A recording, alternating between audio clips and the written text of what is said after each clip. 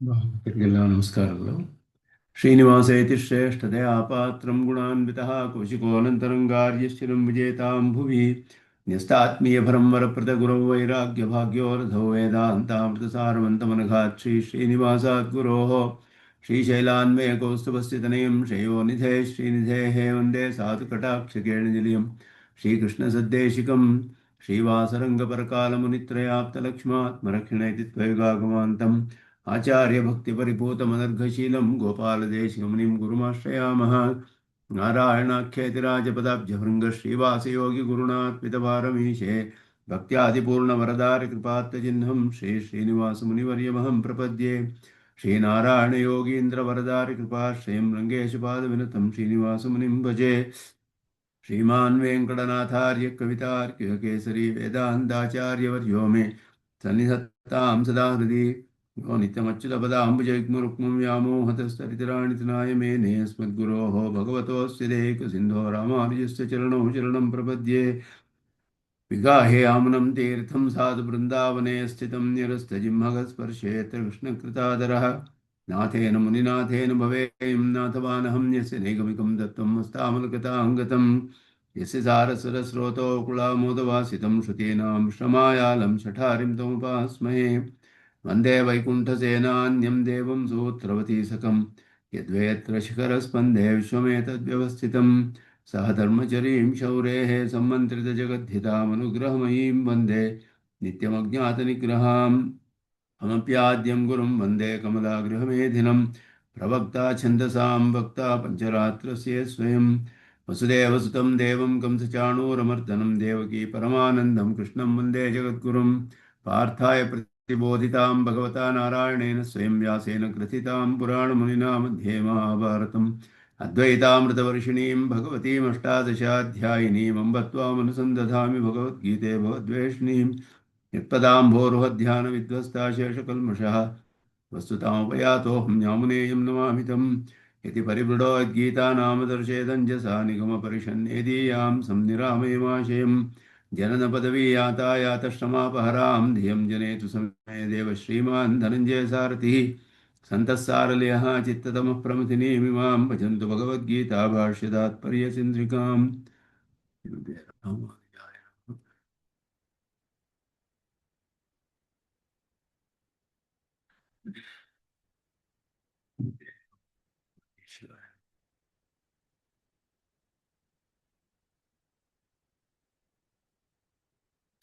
ಹನ್ನೆರಡನೇ ಅಧ್ಯಾಯದಲ್ಲಿ ಈಗ ಭಕ್ತಿಯೋಗದ ವಿಷಯವನ್ನು ಅಕ್ಷರನಿಷ್ಠನಿಗೆ ಬೇಗ ಫಲ ಬರುತ್ತೋ ಇಲ್ಲ ಪರಮಾತ್ಮನ ಉಪಾಸಕನಿಗೆ ಬೇಗ ಫಲ ಬರುತ್ತೋ ಅಂತ ಅರ್ಜುನನ ಪ್ರಶ್ನೆಗೆ ಪರಮಾತ್ಮನ ಉಪಾಸನೆಯು ಸುಲಭವಾದದ್ದು ಸುಕರವಾದದ್ದು, ಪರಮಾತ್ಮನ ಉಪಾಸನೆಗೆ ಫಲವು ಶೀಘ್ರವಾಗಿ ಬರುತ್ತೆ, ಅಕ್ಷರನಿಷ್ಠನಿಗೆ ವಿಳಂಬವಾಗಿ ಬಹಳ ಕಷ್ಟ ಸಾಧ್ಯವಾದದ್ದು ಅನ್ನೋದನ್ನು ಹೇಳಿ ಅದನ್ನು ಇಲ್ಲಿ ಪರಮಾತ್ಮನ ಉಪಾಸನೆ ಮಹಿಮೆಯನ್ನು ಹೇಳಿ ಅದನ್ನು ನೀನು ಮಾಡು ಅಂತ ಇಲ್ಲಿ ಭಗವಂತಂ ಉಪಾಸೀನಾನಾಂ ಯುಕ್ತ ತಮತ್ವಂ ಸುವ್ಯಕ್ತಂ ಚೆನ್ನಾಗಿ ಸ್ಪಷ್ಟವಾಗಿ ತಿಳಿದು ಬರುತ್ತೆ. ಅದುವೇ ಯುಕ್ತತಮವಾದದ್ದು. ಕೆ ಯೋಗವಿತ್ತಮಾಹ ಅಂತ ಕೇಳಿದಾಗ ಯಾರು ಯೋಗವಿತ್ತಮರು ಅಂತ ಹೇಳಿದ್ರೆ ಶೀಘ್ರವಾಗಿ ಫಲವನ್ನು ಪಡೆದುಕೊಳ್ತಾರೆ ಅನ್ನುವ ಅಭಿಪ್ರಾಯದಿಂದ ಅಂತ ಹೇಳಿ ಆ ಪ್ರಶ್ನೆಗಳಿಗೆ ಈ ಶ್ಲೋಕಗಳಿಂದ ನಮಗೆ ಈ ರೀತಿಯ ಅಭಿಪ್ರಾಯವನ್ನು ತಿಳಿದು ಬರುತ್ತೆ. ಯಾಕೆಂದರೆ ಅಕ್ಷರರು ಇಷ್ಟನ್ನು ಹೇಳಿ ಅದಾದ ಮೇಲೆ ಏತು ಸರ್ವಾಣಿ ಕರ್ಮಾಣಿ ಮಯಿ ಸನ್ಯಸ್ಯ ಮತ್ಪರಾಹ ಅನನ್ಯೇನೈವ ಯೋಗೇನ ಮಾಂ ಧ್ಯಾಯಂತ ಉಪಾಸತೆ ತೇಷಾಂ ಸಮುದ್ಧರ್ಥ ಮೃತ್ಯು ಸಂಸಾರ ಸಾಗರಾತ್ ಭವಾಮಿ ನ ಚಿರಾತ್ ಪಾರ್ಥ ಮಯ್ಯಾವೇಶಿತ ಚೇರಸಾಂ. ಬಹಳ ಬೇಗನೆ ವಿಳಂಬ ಮಾಡದೆ ಅವರಿಗೆ ಬಹಳ ಬೇಗನೆ ಅವ್ರನ್ನ ಸಂಸಾರದಿಂದ ಉದ್ಧಾರ ಮಾಡ್ತೀನಿ ಅಂತ ಹೇಳಿರೋದ್ರಿಂದ ಇದು ಶೀಘ್ರ ಫಲ ಬರುತ್ತೋ ವಿಳಂಬವಾಗಿ ಫಲ ಬರುತ್ತೋ ಅನ್ನುವ ವಿಷಯದಲ್ಲಿ ಅರ್ಜುನನ ಪ್ರಶ್ನೆ ಮಾಡಿರುವಂತಹದ್ದು. ಅಕ್ಷರನಿಷ್ಠರಿಗೂ ಭಗವದುಪಾಸಕರಿಗೂ ಯಾರು ಇಬ್ಬರಲ್ಲಿ ಶ್ರೇಷ್ಠರು ಅಂತ ಹೇಳಿದ್ರೆ ಈ ಒಂದು ದೃಷ್ಟಿಯಿಂದ ಅನ್ನೋದು ಈ ಶ್ಲೋಕಗಳಿಂದ ತಿಳಿದು ಬರುತ್ತೆ. ಅದನ್ನೇ ಪರಮಾತ್ಮನ ಈಗ ಮಯ್ಯೇವ ಮನಾಧತ್ಸ್ವ ಮಯಿ ಬುದ್ಧಿಂ ನಿವೇಶಯ ನಿವಸಿಷ್ಯಸಿ ಮಯ್ಯೇವ ಅತ ಊರ್ಧ್ವಂ ನ ಸಂಶಯ. ನನ್ನಲ್ಲಿಯೇ ಮನಸ್ಸನ್ನು ದೃಢವಾಗಿ ನಿಲ್ಲಿಸಿ ನಾನೇ ಪರಮಪ್ರಾಪ್ಯ ಅನ್ನೋದನ್ನು ನಿಶ್ಚಯ ಮಾಡ್ಕೊ ಮನಸ್ಸಿನಲ್ಲಿ ಸ್ಪಷ್ಟವಾಗಿ. ಆಗ ನೀನು ದೃಢವಾಗಿ ನನ್ನ ಧ್ಯಾನದಲ್ಲಿಯೇ ಇದ್ದು ನನ್ನನ್ನು ಪಡೆದುಕೊಳ್ತೀಯ ಅನ್ನೋದನ್ನು ಇಲ್ಲಿ ಹೇಳ್ತಾ ಇರೋದು. ಭಕ್ತಿ ಪರಮಾತ್ಮನ ಉಪಾಸಕನ ಒಂದು ಶ್ರೇಷ್ಠ್ಯ. ಅತಃ ಅತಿಶಯಿತ ಪುರುಷಾರ್ಥತ್ವಾತ್, ಯಾವ ಯಾವ ಕಾರಣದಿಂದ ಪರಮಾತ್ಮನ ಉಪಾಸನೆಯು ಶೀಘ್ರ ಫಲಕಾರಿ ಶ್ರೇಷ್ಠವಾದದ್ದು ಅನ್ನೋದು ಇಲ್ಲಿ. ಒಂದು, ಅತಿಶಯಿತ ಪುರುಷಾರ್ಥತ್ವಾತ್, ಜೀವಾತ್ಮನ ಅಕ್ಷರನಿಷ್ಠನ ಉಪಾಸನೆಯಿಂದ ಅವನಿಗೆ ಜೀವಾತ್ಮನ ಅನುಭವ ಬರುತ್ತೆಯೇ ಹೊರತು ಸಾಕ್ಷಾತ್ ಮೋಕ್ಷವು ಬರೋದಿಲ್ಲ. ಆದ್ದರಿಂದ ಅಲ್ಲಿ ಪ್ರಾಪಕನೂ ಪರಮಾತ್ಮ, ಪ್ರಾಪ್ಯವಾದದ್ದು ತನ್ನ ಆತ್ಮಸ್ವರೂಪ. ಇಲ್ಲಿ ಪ್ರಾಪಕನೂ ಪರಮಾತ್ಮ, ಪ್ರಾಪ್ಯನೂ ಪರಮಾತ್ಮನೇ. ಆದ್ದರಿಂದ ಇದು ಅತಿಶಯಿತವಾದ ಪುರುಷಾರ್ಥ. ಇದಕ್ಕೆ ಮೇಲೆ ಒಂದು ಪುರುಷಾರ್ಥವಿಲ್ಲ, ಸಾಕ್ಷಾತ್ ಮೋಕ್ಷ ಇದು. ಅತಿಶಯಿತ ಪುರುಷಾರ್ಥತ್ವಾತ್ ಸುಲಭತ್ವಾತ್, ಪರಮಾತ್ಮನಿಗೆ ಒಂದು ಅದ್ಭುತವಾದ ದಿವ್ಯಮಂಗಳ ವಿಗ್ರಹವಿದೆ, ಧ್ಯಾನ ಮಾಡುವುದು ಸುಲಭ. ಜೀವಾತ್ಮನಿಗೆ ಆ ರೀತಿಯಾದ ರೂಪವಿಲ್ಲ, ಸ್ವರೂಪದಲ್ಲಿ ಅವನನ್ನು ಧ್ಯಾನ ಮಾಡಬೇಕು. ಆದ್ದರಿಂದ ಅದು ಬಹಳ ಕಷ್ಟ ಸಾಧ್ಯ, ಇದು ಸುಲಭವಾದದ್ದು. ಅಚಿರಲಭ್ಯತ್ವಾಚ, ಆದ್ದರಿಂದ ಬೇಗನೆ ಇವನಿಗೆ ಫಲ ಬರುತ್ತೆ. ಆದ್ದರಿಂದ ಮಯ್ಯೇವ ಮನಾಧತ್ಸ್ವ, ನನ್ನಲ್ಲಿಯೇ ನಿನ್ನ ಮನಸ್ಸನ್ನು ಸ್ಥಿರವಾಗಿ ನಿಲ್ಲಿಸು. ಮೈ ಮನಸ್ಸಮಾಧಾನಂ ಕುರು, ಚೆನ್ನಾಗಿ ನನ್ನಲ್ಲಿ ಮನಸ್ಸನ್ನು ನಿಲ್ಲಿಸು. ಮೈ ಬುದ್ಧಿಂ ನಿವೇಶಯ, ಅಹಮೇವ ಪರಮಪ್ರಾಪ್ಯ ಇತಿ ಅಧ್ಯವಸಾಯಂ ಕುರು. ಬುದ್ಧಿ ಶಬ್ದಕ್ಕೆ ಇಲ್ಲಿ ದೃಢ ನಿಶ್ಚಯ ಅಂತ ಅರ್ಥ. ಅಧ್ಯವಸಾಯ ಅಂತ ದೃಢ ನಿಶ್ಚಯ, ನಾನೇ ಪರಮಪ್ರಾಪ್ಯನಾದವನು ಅಂತ ದೃಢವಾದ ನಿಶ್ಚಯವನ್ನು ಮಾಡಿಕೋ. ಹಾಗೆ ಮಾಡಿಕೊಂಡು ನನ್ನನ್ನು ಧ್ಯಾನ ಮಾಡಿದ್ರೆ ಅತ ಊರ್ಧ್ವಂ ಮಯ್ಯೇವ ನಿವಸಿಷ್ಯಸಿ. ಅಹಮೇವ ಪರಮಪ್ರಾಪ್ಯ ಇತಿ ಅಧ್ಯವಸಾಯ ಪೂರ್ವಕ ಮನೋನಿವೇಶನ ಅನಂತರಮೇವ ಮೈ ನಿವಸಿಷ್ಯಸಿ. ಈ ರೀತಿಯಾದ ಒಂದು ದೃಢವಾದ ನಿಶ್ಚಯ ಮಾಡಿಕೊಂಡು ನನ್ನನ್ನೇ ನಿನ್ನ ಮನಸ್ಸಿನಲ್ಲಿ ದೃಢವಾಗಿ ನಿಲ್ಲಿಸಿಕೊಂಡ್ರೆ ನಿನ್ನ ಧ್ಯಾನವು ನಿರಂತರವಾಗಿ ಇರುತ್ತೆ. ನನ್ನಲ್ಲಿಯೇ ನೀನು ನನ್ನಲ್ಲಿ ಧ್ಯಾನವು ಸ್ಥಿರವಾಗಿ ನಿಲ್ಲುತ್ತೆ ಅನ್ನೋದನ್ನು ಸಾಮಾನ್ಯೇನ ಉಕ್ತಂ ಕರ್ತವ್ಯಂ ಅರ್ಥಂ. ಇದು 4 ಶ್ಲೋಕಗಳಲ್ಲಿ ಒಂದು ವಿಶೇಷವಾದ ವಿಷಯ ಹೇಳಲ್ಪಡುತ್ತೆ. ಇಲ್ಲಿ ಕರ್ಮಯೋಗವಿಲ್ಲದೆ ಕೆಲವರಿಗೆ ಈ ರೀತಿ ಧ್ಯಾನವು ಉಂಟಾಗಬಹುದು ಅನ್ನೋ ಒಂದು ದೃಷ್ಟಿಯಿಂದ.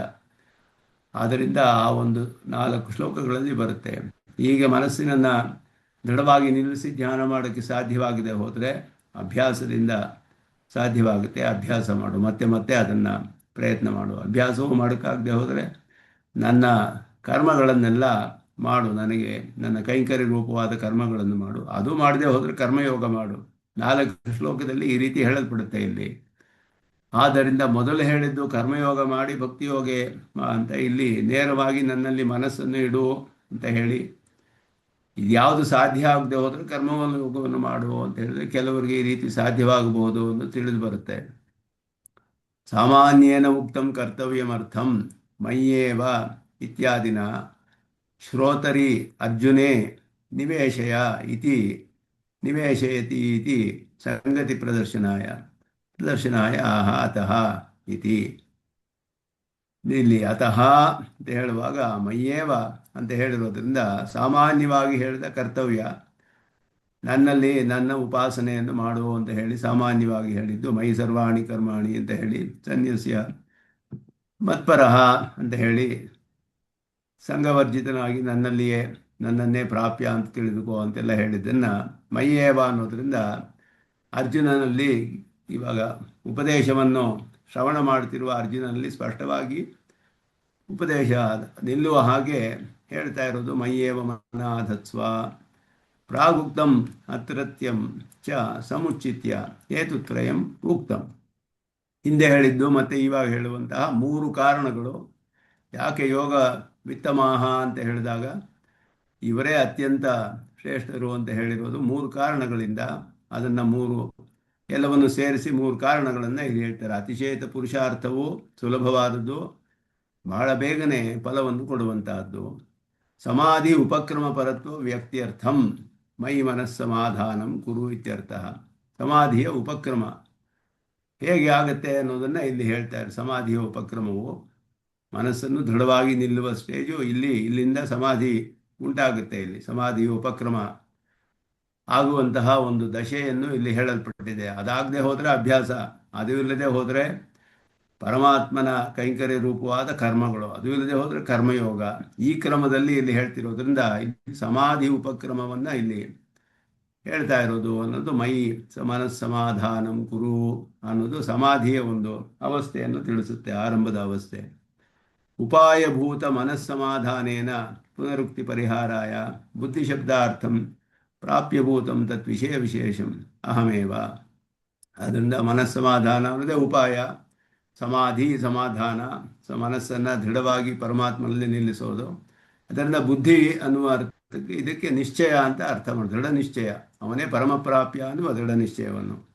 ಅಥ ಊರ್ಧ್ವಂ ಇತಿ ಉಪದೇಶ ಅಂತರ್ಯ ಕಾಲ ಅನಂತರ್ಯ ಪರತ್ವವಿದಾಸಾಯ ಅಧ್ಯವಸಾಯ ಪೂರ್ವಕ ನಿವೇಶನಾನಂತರಂ ಅಂತ ಹೇಳಿದ್ರಿಂದ ಇಲ್ಲಿ ಅಥ ಊರ್ಧ್ವಂ ಅಂದರೆ ಇನ್ನು ಮುಂದೆ ಅಂತ ಹೇಳಿದ್ರೆ, ಈ ಉಪದೇಶ ಮಾಡ್ತಾ ಇದ್ದೀರಲ್ಲ ಈಗ, ಇದಾದ ಮೇಲೆ ಅನ್ನುವ ಅರ್ಥವಲ್ಲ. ಈ ರೀತಿ ದೃಢ ನಿಶ್ಚಯ ಮಾಡಿಕೊಂಡು ನನ್ನಲ್ಲಿ ಮನಸ್ಸನ್ನು ದೃಢವಾಗಿ ನಿಲ್ಲಿಸಿದ ನಂತರ ಅಂತ ಅರ್ಥ. ಅಂದರೆ ಅನುಷ್ಠಾನ ಸಮಯದಲ್ಲಿ ಅಂತ ಅರ್ಥ. ಅನಂತರ ಅಥ ಊರ್ಧ್ವಂ ಅಂದರೆ ಇನ್ನು ಮುಂದೆ ಅಂತ ಹೇಳಿದ್ರೆ, ಇನ್ನು ಮೇಲೆ ಅಂದರೆ ಈ ಉಪದೇಶ ಆಗ್ತಿರೋ ಕಾಲವನ್ನು ಹೇಳ್ತಾ ಇಲ್ಲ, ಇದು ಸಮಾಧಿಯ ಕಾಲವನ್ನು ಹೇಳುತ್ತೆ, ಆ ಧ್ಯಾನದ ಕಾಲವನ್ನು ತಿಳಿಸುತ್ತೆ, ಅನುಷ್ಠಾನದ ಕಾಲವನ್ನು. ಆದ್ದರಿಂದ ಇತಿ ಅಧ್ಯವಸಾಯ ಪೂರ್ವಕ ಮನೋನಿವೇಶನಾನಂತರಂ ಅಂತ ಹೇಳಿದ್ರೆ ಇದು ಅನುಷ್ಠಾನ ಕಾಲವನ್ನು ತಿಳಿಸುತ್ತೆ, ಶ್ರವಣ ಕಾಲವನ್ನು ತಿಳಿಸ್ತಾ ಇಲ್ಲ, ಉಪದೇಶ ಕಾಲವಲ್ಲ. ಅಧ್ಯವಸಾಯ ಅವ್ಯವಧಾನ ವಿಷಯೇಣ ಅತಃ ಊರ್ಧ್ವಂ ಇತ್ಯನೇನ ಅವಧಾರಣಂ ಫಲಿತಮಿತಿ ವಾ ತತ್ರ ಏವಕಾರಸ್ಯ ಅನ್ವಯಂ ಅಭಿಪ್ರೇತ್ಯ ವಾ ಅನಂತರಮೇವ ಇತಿ ಉಕ್ತಂ. ಮಯ್ಯೇವ ನಿವಸಿಷ್ಯಸಿ, ಮಯ್ಯೇವ ಅಂತ ಹೇಳಿರೋದ್ರಿಂದ ನಿವಸಿಷ್ಯಸಿ ಮಯ್ಯೇವ. ಮ್ಯೂಟ್ ಮಾಡ್ಕೊಂಬಿಡಿ, ಯಾರು ಮಾತಾಡ್ತಾ ಇಲ್ವೋ ಅವರೆಲ್ಲ ದಯವಿಟ್ಟು ಮ್ಯೂಟ್ ಮಾಡ್ಕೊಂಡು. ನಿವಸಿಷ್ಯಸಿ ಮಯ್ಯೇವ ಅಂತ ಹೇಳಿರೋದ್ರಿಂದ ಅಥ ಊರ್ಧ್ವಂ ಅನ್ನೋದರಿಂದ ಮಯ್ಯೇವ ಅಥ ಊರ್ಧ್ವಂ, ಏವ ಅನ್ನುವ ಅವಧಾರಣವೂ ಇದೆ ಅಲ್ಲಿ. ಆದ್ದರಿಂದ ನಿವಸಿಷ್ಯಸಿ ಅಥ ಊರ್ಧ್ವಂ ಅನ್ನುವುದರಿಂದಲೂ ಕೂಡ ಅವಧಾರಣವು ಅದರಲ್ಲಿಯೇ ಸ್ಪಷ್ಟವಾಗಿ ತಿಳಿದು ಬರುತ್ತೆ. ಆದ್ದರಿಂದ ಇಲ್ಲಿ ಅನಂತರಮೇವ ತಕ್ಷಣವೇ ಅಂತ ಅರ್ಥ. ಅದನ್ನು ಇಲ್ಲಿ ಅವಧಾರಣವನ್ನು ಸೇರಿಸಿಕೊಂಡು ಇಲ್ಲಿ ಅನಂತರಮೇವ ಅಥ ಊರ್ಧ್ವಂ ಅಂದರೆ ಊರ್ಧ್ವಮೇವ ಅನಂತರಮೇವ ಅಂತ ಅಲ್ಲಿ ಅವಧಾರಣೆಯನ್ನು ಸೇರಿಸ್ತಾರೆ. ಮೈ ನಿವಸಿಷ್ಯಸಿ ನಿವತ್ಸ್ಯಸಿ ಇತಿ ಅರ್ಥ. ನನ್ನಲ್ಲಿಯೇ ನಿನ್ನ ಮನಸ್ಸು ನಿಲ್ಲುತ್ತೆ. ಅತ್ರ ಆಧಾರತ್ವ ಮಾತ್ರ ಸರ್ವದಾ ಅಸ್ತಿ, ತದ್ಬುದ್ಧಿಶ್ಚ ಶ್ರವಣತೇವ ಜಾತ ಇತಿ ನತ್ಪರತ್ವಂ ಅತ್ರ ಉಚಿತಂ. ಅತಃ ಮನೋನಿವೇಶನಾನಂತರಮೇವ ಮುಕ್ತವತ್ ಭವಿಷ್ಯಸಿ ಇತ್ಯರ್ಥಃ. ಮುಕ್ತನಂತೆ ಆಗಿಬಿಡ್ತೀಯ ನೀನು ಅಂತ ಅರ್ಥ. ಶ್ರವಣದಿಂದಲೇ ಬುದ್ಧಿಶ್ಚ ಶ್ರವಣತೆಯೇ ವಜಾತ, ಈ ಉಪದೇಶ ಕೇಳಿದ ಮೇಲೆ ನಿಶ್ಚಯ ಬಂತು, ಆದ್ದರಿಂದ ಅದಾದ ಮೇಲೆಯೇ ಅಂತ ಅರ್ಥವಲ್ಲ. ಆಧಾರತ್ವ ಅಂದರೆ ಮೈ ನಿವಸಿಷ್ಯಸಿ ಅಂದರೆ ನನ್ನಲ್ಲಿ ಇರ್ತೀಯ ಅಂದರೆ ಸಪ್ತಮಿ ಭಕ್ತಿ, ಅದು ಅಧಿಷ್ಠಾನ ಆಧಾರವನ್ನು ತೋರಿಸುತ್ತೆ. ಆಧಾರ ಕೂಡ ನನ್ನಲ್ಲಿ ಇದೆ ಅನ್ನೋದು ಪರಮಾತ್ಮನ ಆಧಾರದಲ್ಲಿರೋದು ಯಾವಾಗಲೂ ಇದೆ, ಅದೇನು ಹೇಳಬೇಕಾಗಿಲ್ಲ. ಆದ್ದರಿಂದ ಆ ಅರ್ಥಗಳನ್ನು ಇಲ್ಲಿ ಹೇಳಬೇಕಾಗಿಲ್ಲ. ಮನಸ್ಸನ್ನು ಪರಮಾತ್ಮನಲ್ಲಿ ಇಟ್ಟ ನಂತರ ಅನ್ನುವ ಅರ್ಥವನ್ನು ಯದ್ವಾ ದೃಷ್ಟಾದೃಷ್ಟ ಸರ್ವ. ಪ್ರಶ್ನೆ, ಅಧ್ಯವಸಾಯ ಅಂದ್ರೆ ನಿಶ್ಚಯ ಪೂರ್ವಕ ಅಂತ ಅರ್ಥ ಮಾಡ್ಕೋಬೋದಾ? ದೃಢ ನಿಶ್ಚಯ, ಅಧ್ಯವಸಾಯ ದೃಢ ನಿಶ್ಚಯ. ದೃಢ ನಿಶ್ಚಯ. ದೃಷ್ಟಾದೃಷ್ಟ ಸರ್ವ ಪ್ರಕಾರ ರಕ್ಷಕೆ ಮಯಿ, ಎಲ್ಲ ಪ್ರಕಾರದಲ್ಲಿಯೂ ನಾನೇ ರಕ್ಷಕ ಅನ್ನೋದನ್ನ ಕೆಲವು ಸ್ಪಷ್ಟವಾಗಿ ಕಂಡಿರ್ತೀಯ, ಕೆಲವು ಅದೃಷ್ಟವಾದ ವಿಷಯಗಳಲ್ಲಿಯೂ ತಿಳಿದು ಬರುತ್ತೆ. ದೃಷ್ಟಾದೃಷ್ಟ ಸರ್ವ ಪ್ರಕಾರ ರಕ್ಷಕನಾದು ಪರಮಾತ್ಮ. ದೃಷ್ಟವಾದ ವಿಷಯಗಳಲ್ಲೂ ಅದೃಷ್ಟ ವಿಷಯದಲ್ಲಿಯೂ ಎಲ್ಲದರಲ್ಲಿಯೂ ಸರ್ವ ಪ್ರಕಾರದಲ್ಲಿಯೂ ರಕ್ಷಕನಾದ ನನ್ನಲ್ಲಿ ಆಚಾರ್ಯೇ ಶಿಷ್ಯವತ್ ಪಿತರಿ ಪುತ್ರವತ್ ಅವಸ್ಥಿತ ಇತಿ ನಿರ್ಭಯ ಭವ ಇತಿ ಅಭಿಪ್ರಾಯ. ನನ್ನ ವಿಷಯದಲ್ಲಿ ಯಾವ ಭಯವನ್ನು ಪಡಬೇಡ, ನೀನು ನನ್ನನ್ನು ಉಪಾಸನೆ ಮಾಡು. ಭಗವದುಪಾಸನಸ್ಯ ಸ್ವಸಾಧ್ಯ ನಿಷ್ಪಾದನೆ ಶೈಘ್ರ್ಯಾತ್ ಸುಸುಖ ಉಪಾದಾನತ್ವಾಚ ಶ್ರೈಷ್ಠ್ಯಂ ಮುಕ್ತಂ. ಇದುವೇ ಇಲ್ಲಿ ಪರಮಾತ್ಮನ ಉಪಾಸನೆಯು ತನ್ನ ಒಂದು ಸಾಧ್ಯವನ್ನು ಉಂಟು ಮಾಡೋದರಲ್ಲಿ ಸ್ವಸಾಧ್ಯ ನಿಷ್ಪಾದನ ಅಂದರೆ ಭಗವದುಪಾಸನೆಯಿಂದ ನಿಷ್ಪತ್ತಿಯಾಗೋದು ಪರಮಾತ್ಮ ಮೋಕ್ಷವೇ ಪರಮಾತ್ಮನ ಪ್ರಾಪ್ತಿ. ಅದು ಬಹಳ ಶೀಘ್ರವಾಗಿಯೂ ಸುಖವಾಗಿಯೂ ತಿಳಿದು ಅದು ಮಾಡೋದಕ್ಕೆ ಸುಖವೂ ಆಗಿರೋದರಿಂದ ಶ್ರೇಷ್ಠ್ಯ ಅದುವೇ ಶ್ರೇಷ್ಠವಾದದ್ದು. ತಸ್ಮಿನ್ ಮೈ ಅಧ್ಯವಸಾಯಂ ಕುರುಷ್ವಾಯತಿ ಅರ್ಜುನಂ ಪ್ರತಿ ಅನುಶಿಷ್ಟಂ. ಆದ್ದರಿಂದ ಪರಮಾತ್ಮನಲ್ಲಿ ಅದರಲ್ಲಿ ನೀನು ಅಧ್ಯವಸಾಯ ದೃಢ ನಿಶ್ಚಯವನ್ನು ಮಾಡು, ಶೀಘ್ರವಾಗಿ ಫಲ ಬರುತ್ತೆ. ಇದು ಮಾಡುವುದಕ್ಕೂ ಬಹಳ ಸುಖವಾಗಿ ಇರುವಂತಹದ್ದು. ಇದನ್ನೆಲ್ಲ ಅರ್ಜುನನಿಗೆ ಇದನ್ನೇ ಮಾಡು ಅಂತ ಹೇಳಿ ಅರ್ಜುನನಿಗೆ ಉಪದೇಶ ಮಾಡ್ತಾ ಇರೋದು ಅಂತ ಹೇಳಿ, ಮಯ್ಯೇವ ಮನಾಧತ್ಸ್ವ ಮಯಿ ಬುದ್ಧಿಂ ನಿವೇಶಯ ನಿವಸಿಷ್ಯಸಿ ಮಯ್ಯೇವ ಅತವೂರ್ಧ್ವಂ ನ ಸಂಶಯ. ಈ ರೀತಿ ದೃಢ ನಿಶ್ಚಯ ಮಾಡಿಕೊಂಡು ನನ್ನಲ್ಲಿ ಮನಸ್ಸನ್ನು ದೃಢವಾಗಿ ನಿಲ್ಲಿಸಿ ಧ್ಯಾನ ಮಾಡಿದ್ರೆ ಅದು ನಿರಂತರವಾಗಿ ಇರುತ್ತೆ, ಶೀಘ್ರದಲ್ಲಿ ಫಲ ಬರುತ್ತೆ ಅನ್ನೋದನ್ನು. ಈ ರೀತಿ ಮಾಡುವುದಕ್ಕೆ ಸಾಧ್ಯವಿಲ್ಲದೆ ಹೋದರೆ ಇದು ಬಹಳ ಕಷ್ಟವಾದ ವಿಷಯವಾಯ್ತಲ್ಲ, ಹೇಗೆ ಈ ರೀತಿ ಮನಸ್ಸನ್ನು ನಿಲ್ಲಿಸೋದು, ನಮಗೆ ಸಾಧ್ಯವೇ ಇಲ್ಲವಲ್ಲ ಅಂತ.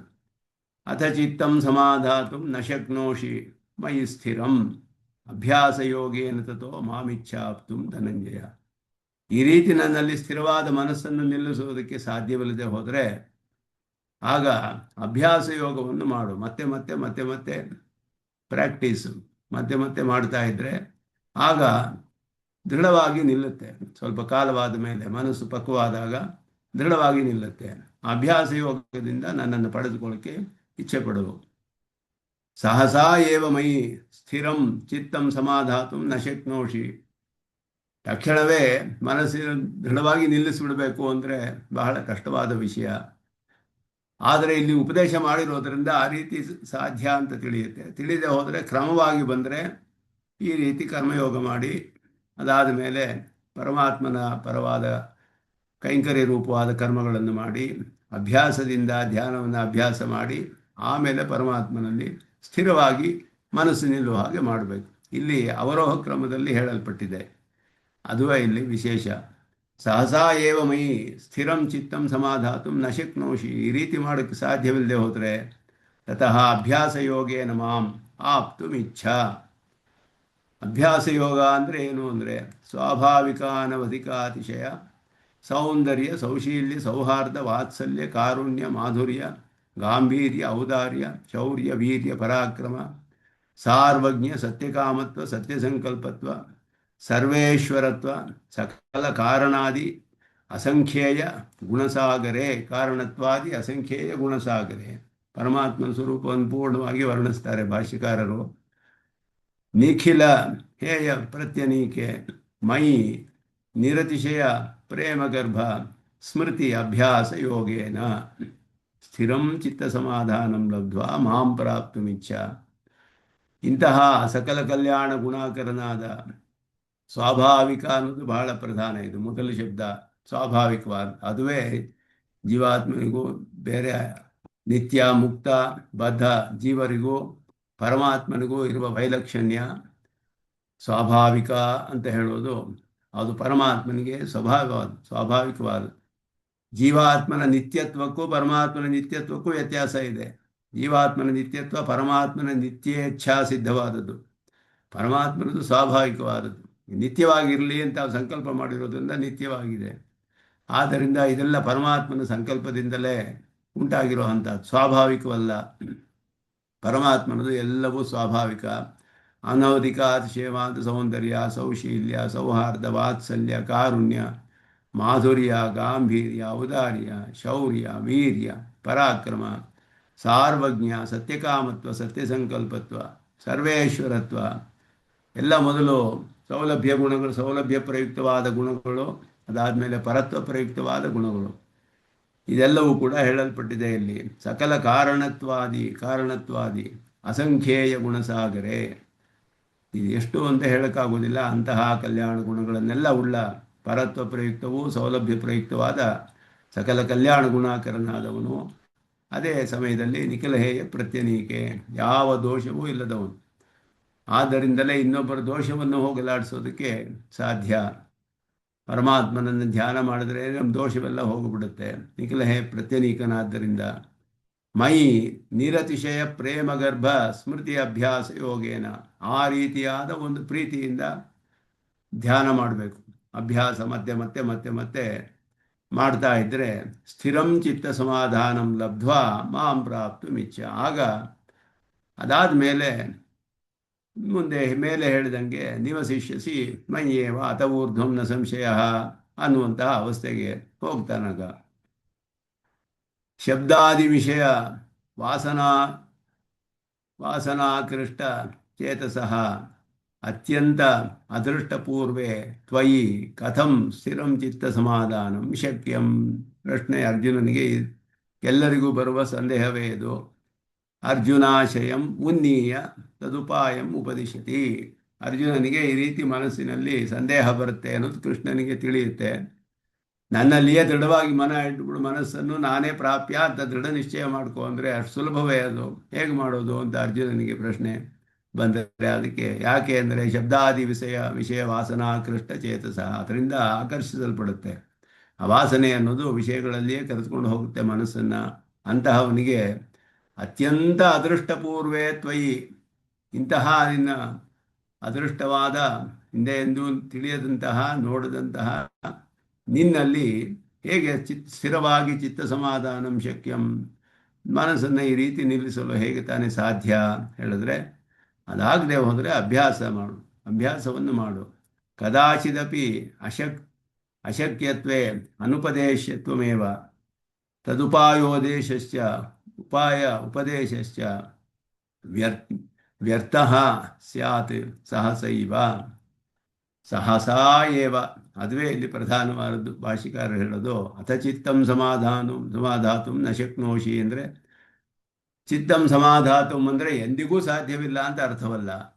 ಸಹಸಾ ಏವ ಸಮಾಧಾತು ನ ಶಕ್ನೋಷಿ, ತಕ್ಷಣವೇ ನಿಲ್ಲಿಸಕ್ಕಾಗದೆ ಹೋದರೆ ನಿಧಾನವಾಗಿ ಆಗುತ್ತೆ, ಸಾಧ್ಯವೇ ಇಲ್ಲ ಅಂತ ಅರ್ಥವಲ್ಲ, ಎಂದಿಗೂ ಇದಾಗೋದೇ ಇಲ್ಲ ಅನ್ನೋ ಅರ್ಥವಲ್ಲ. ಹಾಗೆ ಆಗಿದರೆ ಈ ಉಪದೇಶವೆಲ್ಲ ವ್ಯರ್ಥವಾಗಿಬಿಡುತ್ತೆ. ಎಂದಿಗೂ ಅವನನ್ನು ಧ್ಯಾನ ಮಾಡುವುದಕ್ಕೆ ಆಗೋದಿಲ್ಲ ಅಂದರೆ ವ್ಯರ್ಥವಾಗಿಬಿಡುತ್ತೆ.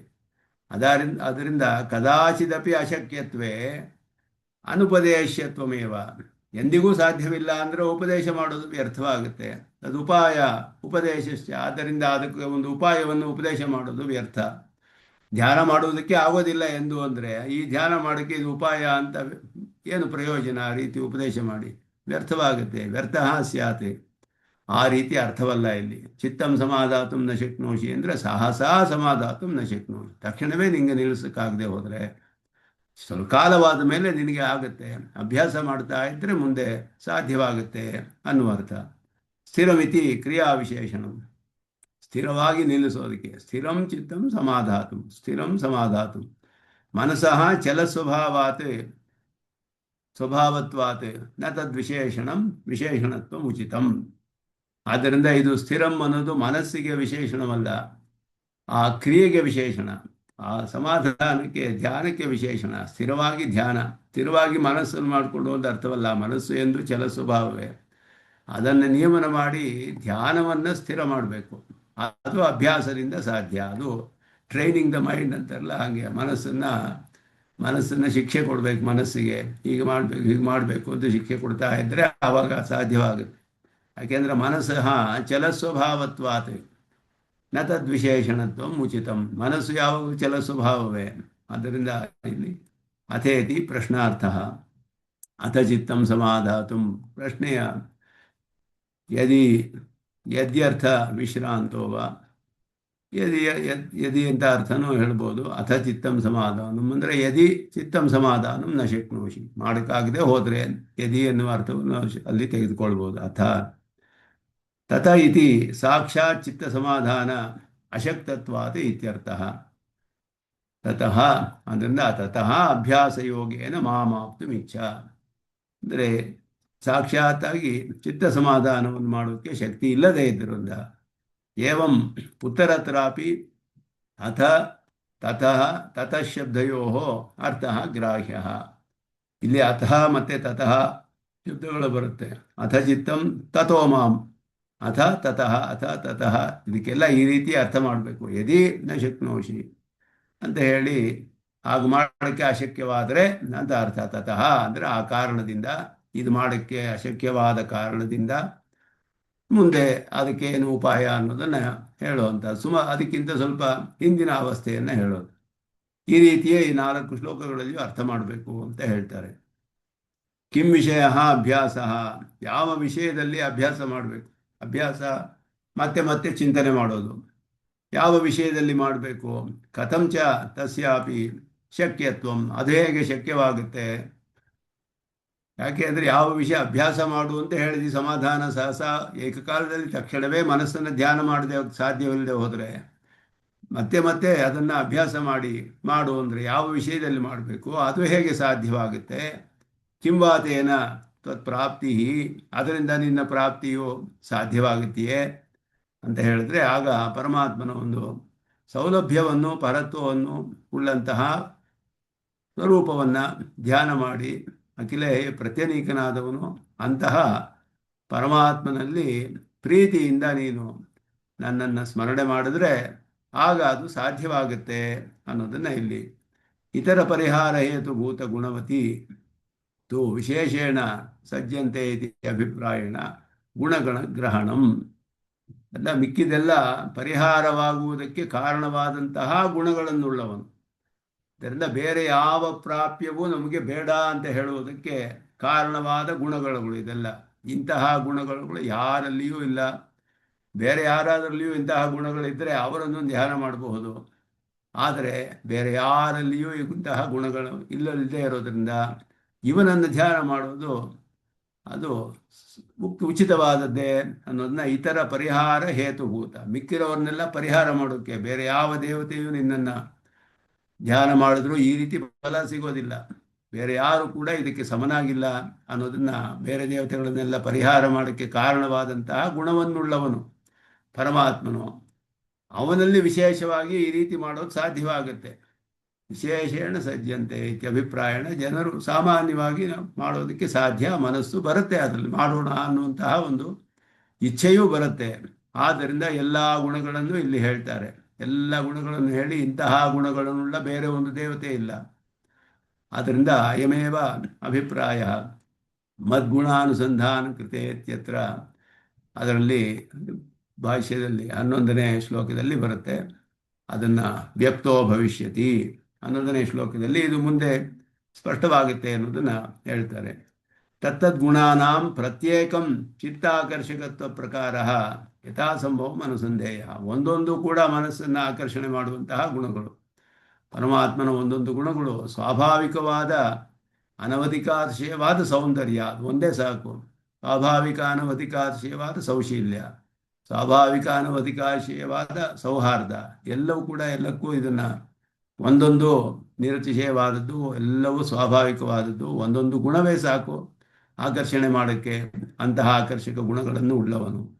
ಅದನ್ನು ನಾವು ಆ ರೀತಿ ಅನುಸಂಧಾನ ಮಾಡಿಕೊಳ್ಬೋದು. ಸಕಲ ಕಾರಣತ್ವ ವಚನಂ ಪಿತೃತ್ವೇನ ಪ್ರೀತ್ಯರ್ಥಂ ಆಶ್ಚರ್ಯತ್ವಾರ್ಥಂಚ. ಎಲ್ಲಕ್ಕೂ ಕಾರಣನಾದವನು ಪರಮಾತ್ಮನೇ. ಆದ್ದರಿಂದ ಒಬ್ಬ ತಂದೆಯಂತೆ ಅವನು ಬಹಳ ಪ್ರೀತಿಯನ್ನು ಉಳ್ಳವನಾಗಿದ್ದಾನೆ. ಮತ್ತು ಅವನ ಎಲ್ಲಕ್ಕೂ ಕಾರಣವಾಗಿರುವುದು ಆಶ್ಚರ್ಯವಾದ ಸ್ವರೂಪವನ್ನು ತಿಳಿಸುತ್ತೆ. ಗುಣವತ್ಯಪಿ ಯತ್ಕಿಂಚಿತ್ ದೋಷ ದರ್ಶನೇಪಿ. ಎಲ್ಲ ಗುಣಗಳಿದ್ದರೂ ಕೆಲವು ದೋಷವೂ ಇರ್ಬೋದಲ್ಲ.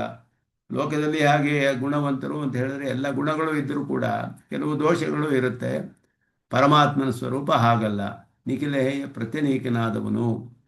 ಗುಣವಿದ್ದರೂ ಕೂಡ ದೋಷವಿರಬಹುದು ಅಂತ ಹೇಳಿದ್ರೆ ಗುಣವತ್ಯಪಿ ಯತ್ಕಿಂಚಿತ್ ದೋಷ ದರ್ಶನೇಪಿ ಮಾತ್ರೆಯ ವಿರಜ್ಯೇರನ್ನೇ, ಅವರಲ್ಲಿ ವಿರಕ್ತಿ ಬರ್ಬೋದು, ದೂರ ಹೊಟ್ಟೋಗ್ಬಿಡ್ಬೋದು ಅವ್ರನ್ನ ಬಿಟ್ಟು. ತತ್ಪರಿಹಾರಾಯ ನಿಖಿಲೇಯ ಪ್ರತ್ಯನೀಕತ್ವೋಕ್ತಿ. ಆದ್ದರಿಂದ ನಿಖಿಲೇಯ ಪ್ರತ್ಯನೀಕತ್ವ ಅನ್ನೋದು ಹೇಳಲ್ಪಟ್ಟಿತು. ಎಲ್ಲ ಗುಣಗಳು ಇದೆ, ಯಾವ ದೋಷವೂ ಇಲ್ಲ. ಅದರಿಂದಲೇ ಮತ್ತೊಬ್ಬರ ದೋಷವನ್ನು ಹೋಗಲಾಡಿಸುವಂತಹ ಸಾಮರ್ಥ್ಯ ಇರುವಂತಹದ್ದು. ಹಿರಣ್ಯಾಧಿವತ್ ವಿಪರೀತ ಅಭ್ಯಾಸ ಪರಿಹಾರಾಯ ನಿರತಿಶಯ ಪ್ರೇಮಗರ್ಭ.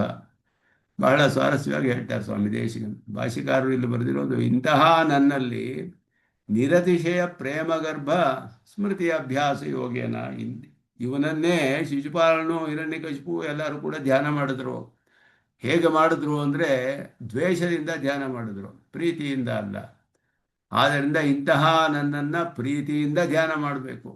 ಅಂದರೆ ಹಿರಣ್ಯಕಶಿಪು ಮೊದಲಾದವ್ರನ್ನೆಲ್ಲ ಇಲ್ಲಿ ತಳ್ಳಿ ಹಾಕ್ತಾ ಅಂತ ಆ ರೀತಿ ಅಲ್ಲ. ಹಿರಣ್ಯಾಧಿಪತ್ ವಿಪರೀತ ವಿಪರೀತ ಅಭ್ಯಾಸ ಪರಿಹಾರಾಯ.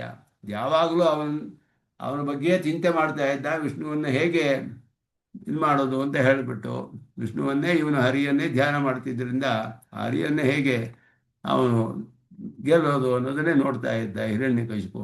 ಅವನ ಧ್ಯಾನದಲ್ಲಿಯೇ ಇದ್ದ. ಅವನ್ನೇನು ಮಾಡೋಕ್ಕಾಗಲಿಲ್ಲ. ಆದರೆ ಅವನು ಪ್ರೇಮದಿಂದ ಧ್ಯಾನ ಮಾಡಲಿಲ್ಲ. ಆ ರೀತಿಯೆಲ್ಲ ನಿರತಿಶಯ ಪ್ರೇಮಗರ್ಭದಿಂದ ಸ್ಮರಣೆ ಮಾಡಬೇಕು. ಆಲಂಬನೆಯ ಪುನಃ ಪುನಃ ಸ್ಥಾಪನಂ ಅಭ್ಯಾಸ. ನಮ್ಮ ಮನಸ್ಸಿನಲ್ಲಿ ಒಂದು ಆಲಂಬನೆಯಲ್ಲಿ ಮತ್ತೆ ಮತ್ತೆ ಇಂತಹ ಪರಮಾತ್ಮನ ರೂಪವನ್ನು ಗುಣಗಳನ್ನು ಮತ್ತೆ ಮತ್ತೆ ನಾವು ಸ್ಥಾಪನೆ ಮಾಡ್ತಾ ಇರೋದೇ ಅಭ್ಯಾಸ ಅಂತ ಹೇಳಲ್ಪಡುತ್ತೆ. ಸಯೇವ ಯೋಗ, ಅದುವೇ ಯೋಗ. ಅಭ್ಯಾಸ ಯೋಗ ಅನ್ನೋದು ಅದುವೇ. ಅಭ್ಯಾಸಯೇ ಯೋಗ. ಅಭ್ಯಾಸ ಯೋಗ ಅಂದರೆ ಅಭ್ಯಾಸವೇ ಯೋಗ ಅಂತ ಅರ್ಥ ಅಲ್ಲಿ. ಅಭ್ಯಾಸಸ್ಯೈವ ಅಭ್ಯಾಸ ವೈರಾಗ್ಯಾಭ್ಯಾಂ ಚಿತ್ತ ನಿರೋಧಶ್ಚ ಯೋಗಾನುಶಾಸನೆ ಅಸ್ಮಿನ್ನಪಿ ಶಾಸ್ತ್ರೇ ಪೂರ್ವಮೇಕ್ತ. ಅಭ್ಯಾಸೇನ ಕೌಂತೆಯ ವೈರಾಗ್ಯೇನ ಚ ಗೃಹ್ಯತೆ ಅಂತ ಹೇಳಿ ಚಿತ್ತ ನಿರೋಧವು ಅಭ್ಯಾಸ ವೈರಾಗ್ಯದಿಂದ ಮಾಡೋಕ್ಕೆ ಸಾಧ್ಯ ಅನ್ನೋದು ಇಲ್ಲಿಯೂ ಕೂಡ ಹೇಳಲ್ಪಟ್ಟಿತು. ಯೋಗಾನುಶಾಸನದಲ್ಲಿ ಹೇಳಿರುವಂತಹದ್ದೇ ಇಲ್ಲಿಯೂ ಹಿಂದೆ ಹೇಳಲ್ಪಟ್ಟಿತು. ಅಭ್ಯಾಸ ಮಾತ್ರಸ್ಯ ಅವ್ಯವಧಾನೇನ ಪ್ರಾಪ್ತಿ ಹೇತುತ್ವ ವಿದಾಸಾಯ ಸ್ಥಿರಂ ಚಿತ್ತ ಸಮಾಧಾನಂ ಲಬ್ಧ್ವಾ.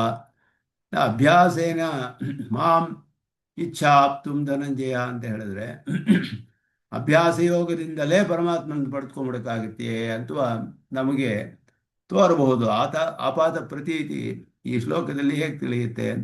ಅಭ್ಯಾಸ ಯೋಗೇನಂತೋ ಮಾಮಿಚ್ಛಾಪ್ತು. ಅಭ್ಯಾಸ ಯೋಗದಿಂದ ನನ್ನ ಪಡೆದುಕೋ ಅಂದರೆ ಅಭ್ಯಾಸ ಯೋಗದಿಂದಲೇ ಪರಮಾತ್ಮನ ಪಡೆದುಕೊಳ್ಳೋಕ್ಕಾಗುತ್ತೆ ಅಂದರೆ ಇಲ್ಲ.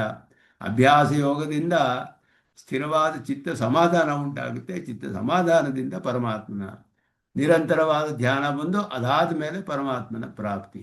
ಆ ರೀತಿ ಇಲ್ಲಿ ಅರ್ಥ. ಅಭ್ಯಾಸ ಯೋಗೇನ ಮಾಮಿಚ್ಛಾಪ್ತುಂ ಅಂತ ಹೇಳಿದ್ರೆ ಸ್ಥಿರಂ ಚಿತ್ತ ಸಮಾಧಾನಂ ಲಬ್ಧ್ವಾ ಮಾಂ ಪ್ರಾಪ್ತು ಇಚ್ಛಾ. ಸ್ಥಿರವಾದ ಸಮಾಧಿಯು ಏರ್ಪಟ್ಟು ಅದಾದ ಮೇಲೆ ಪರಮಾತ್ಮನ ಪ್ರಾಪ್ತಿಯಾಗುತ್ತೆ ಅನ್ನೋದು ಇದು ಹಿಂದಿನ ದಶೆಯನ್ನು ತಿಳಿಸುತ್ತೆ ಅನ್ನೋದು ಅರ್ಥ. ಇಲ್ಲಿ ಶ್ಲೋಕದಲ್ಲಿ ಅದು ನಮಗೆ ಅಷ್ಟು ಸ್ಪಷ್ಟವಾಗಿ ತಿಳಿಯೋದಿಲ್ಲ. ಒಂದೊಂದು ಶ್ಲೋಕವನ್ನು ನೋಡಿದ್ರೆ ಇದುವೇ ನೇರವಾಗಿ ಪರಮಾತ್ಮನ ಪ್ರಾಪ್ತಿಗೆ ಉಪಾಯವೋ ಅನ್ನುವ ಅರ್ಥ ಬರೋ ಹಾಗಿದೆ.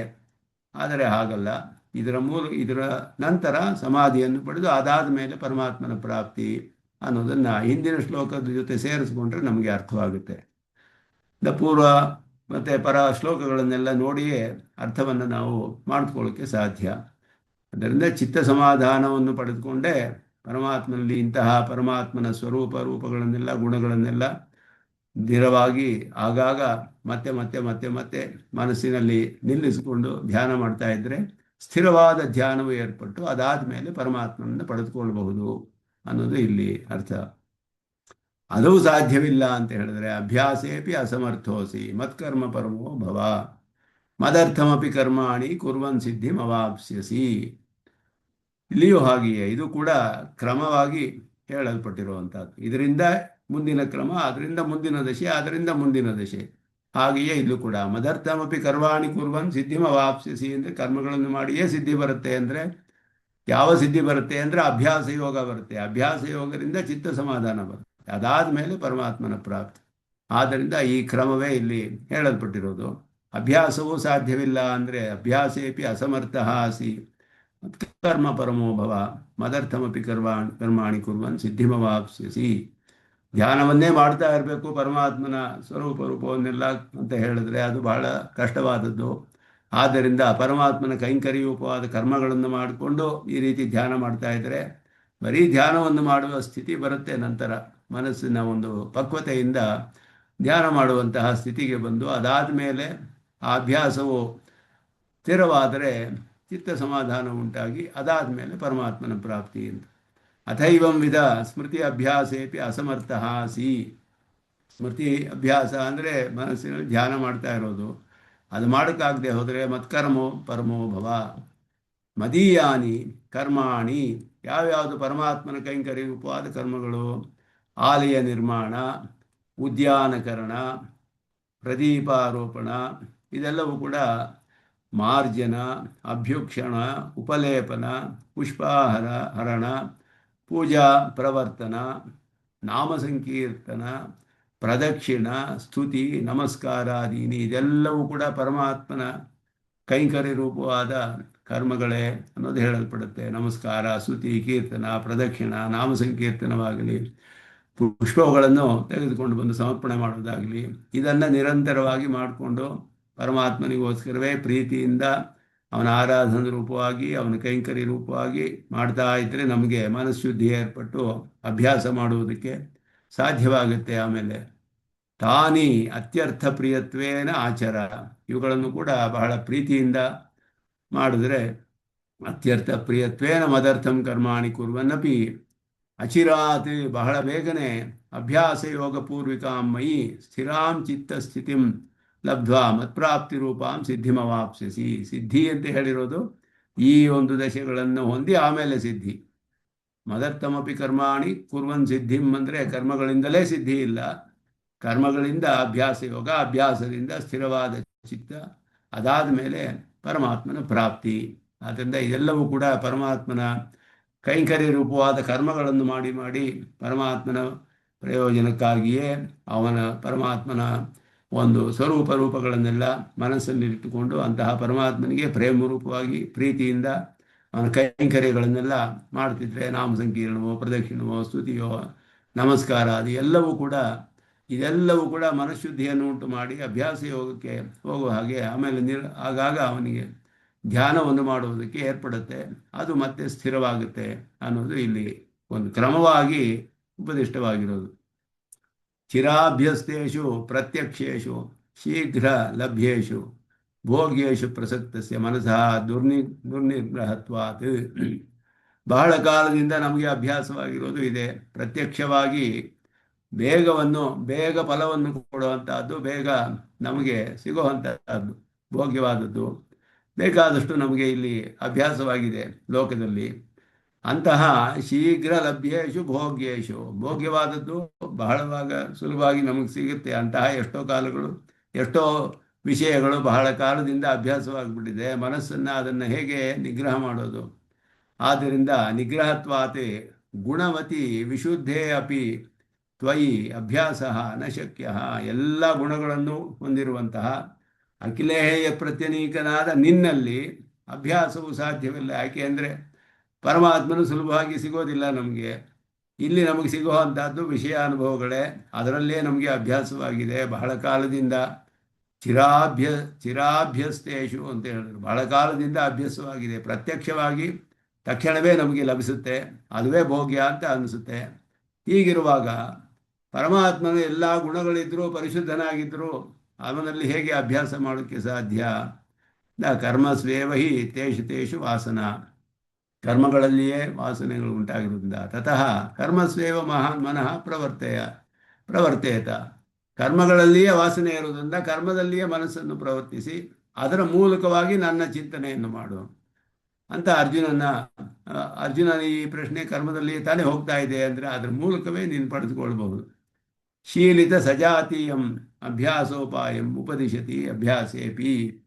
ಇಲ್ಲಿ ಹೇಳಲ್ಪಟ್ಟ ಸಜಾತೀಯವಾದ ಅಭ್ಯಾಸ ಉಪಾಯ, ಸಜಾತೀಯವಾದ ಅಭ್ಯಾಸಕ್ಕೆ ಅಂತ ಹೇಳಿದ್ರೆ ಯಾವುದನ್ನು ನಾವು ಅಭ್ಯಾಸ ಮಾಡಬೇಕೋ ಅದಕ್ಕೆ ಆ ಜಾತಿಗೆ ಸೇರಿದ ಒಂದು ಕರ್ಮ ಅಭ್ಯಾಸ. ಪರಮಾತ್ಮನ ರೂಪ ಗುಣಗಳನ್ನೆಲ್ಲ ಮಾಡಬೇಕು. ಅವನಿಗೆ ಪ್ರೀತಿಯಿಂದ ಮಾಡುವ ಕರ್ಮಗಳು ಅದಕ್ಕೆ ಸಜಾತೀಯವಾದದ್ದು, ಅದರ ಮೂಲಕ ಅಭ್ಯಾಸವು ಏರ್ಪಡುತ್ತೆ ಅನ್ನೋದು ಇಲ್ಲಿ. ಅಥ ಶಬ್ದ ಅತ್ರ ಅನುಶಕ್ತ ಅಥ ಅಭ್ಯಾಸೇಪಿ ಅಸಮರ್ಥೋಸಿ ಅಥ ಇತದಪಿ ಶಕ್ನೋಷಿ ಅಂತ ಹೇಳಿದಾಗೆ ಅಥ ಅಭ್ಯಾಸೇಪಿ ಅಸಮರ್ಥೋಸಿ ಅನ್ನೋದು ಅಂಡರ್ಸ್ಟುಡ್ ಇಲ್ಲಿ. ಏವಂ ವಿಧತ್ವಂ ನಿರ್ತಿಶೇ ಪ್ರೇಮಗರ್ಭತ್ವಂ, ಇದು ನಿರ್ತಿಶಯವಾದ ಪ್ರೇಮದಿಂದ ಸರ್ವಕರ್ಮೇತಿ ಪರಸ್ತಾದ್ಯಜ್ಞಾದಿ ಕರ್ಮಣಾಂ ಪರ್ವಾಂತರತ್ವೇನ ವಕ್ಷ್ಯಮಾಣತ್ವಾತ್ಸ್ಯ ಮತ್ಕರ್ಮೇತಿ ವಿಶೇಷತಃ ನಿರ್ದೇಶಾಚ್ಚ. ಇಲ್ಲಿ ಭಗವದ್ ಅಸಾಧಾರಣಂ ಭಕ್ತಿಯಂತರಂಗಂ ಸತತಂ ಕೀರ್ತೆಯಂತಹ ಮಾಂ ಇತ್ಯಾದಿಭಿಃ ಪ್ರಾಗ್ ಪ್ರಪಂಚಿತಂ ಇತಿಹಾಸ ಪುರಾಣ ಭಗವಚ್ಛಾಸ್ತ್ರಾದಿ ಪ್ರಸಿದ್ಧಂ ಕರ್ಮ ಅತ್ರ ವಿವಕ್ಷಿತಂ ಇತಿ ಅಭಿಪ್ರಾಯೇಣ ಆಲಯ ನಿರ್ಮಾಣ ಇತ್ಯಾದಿಕಂ. ಈ ಪರಮಾತ್ಮನ ಕೈಂಕರ್ಯ ರೂಪವಾದ ಕರ್ಮಗಳೆಲ್ಲ ಇತಿಹಾಸ ಪುರಾಣ ಭಗವತ್ಶಾಸ್ತ್ರ ಆಗಮಗಳು ಅವುಗಳಲ್ಲಿ ಪ್ರಸಿದ್ಧವಾಗಿ ಹೇಳಲ್ಪಟ್ಟಿದೆ. ಬೇಕಾದಷ್ಟು ಸ್ತುತಿ ನಮಸ್ಕಾರ ಕೀರ್ತನೆ ಇವುಗಳೆಲ್ಲ ಬೇಕಾದಷ್ಟು ಇತಿಹಾಸ ಪುರಾಣಗಳಲ್ಲಿ ಆಗಮಗಳಲ್ಲಿ ಹೇಳಲ್ಪಟ್ಟಿದೆ. ಆ ಒಂದು ಕರ್ಮಗಳನ್ನೆಲ್ಲ ಇಲ್ಲಿ ಹೇಳಲ್ಪಡುತ್ತೆ. ಸತತಂ ಕೀರ್ತೆಯಂತಹ ಮಾಂ ಯತಂತಶ್ಚ ದೃಢವ್ರತಾಹ ಮೊದಲಾದೆಲ್ಲ ಹಿಂದೆ ಹೇಳಲ್ಪಟ್ಟಿರುವಂತಹದ್ದು. ಇದೆಲ್ಲವೂ ಕೂಡ ಭಕ್ತಿ ಅಂತರಂಗಂ, ಭಕ್ತಿಗೆ ಅಂತರಂಗ ಉಪಾಯ. ಇದೆಲ್ಲವೂ ಕೂಡ ಪರಮಾತ್ಮನಿಗೆ ಪರಮಾತ್ಮನಲ್ಲಿ ಅಸಾಧಾರಣವಾದ ಭಕ್ತಿಯನ್ನು ಉಂಟು ಮಾಡುವಂತಹದ್ದು.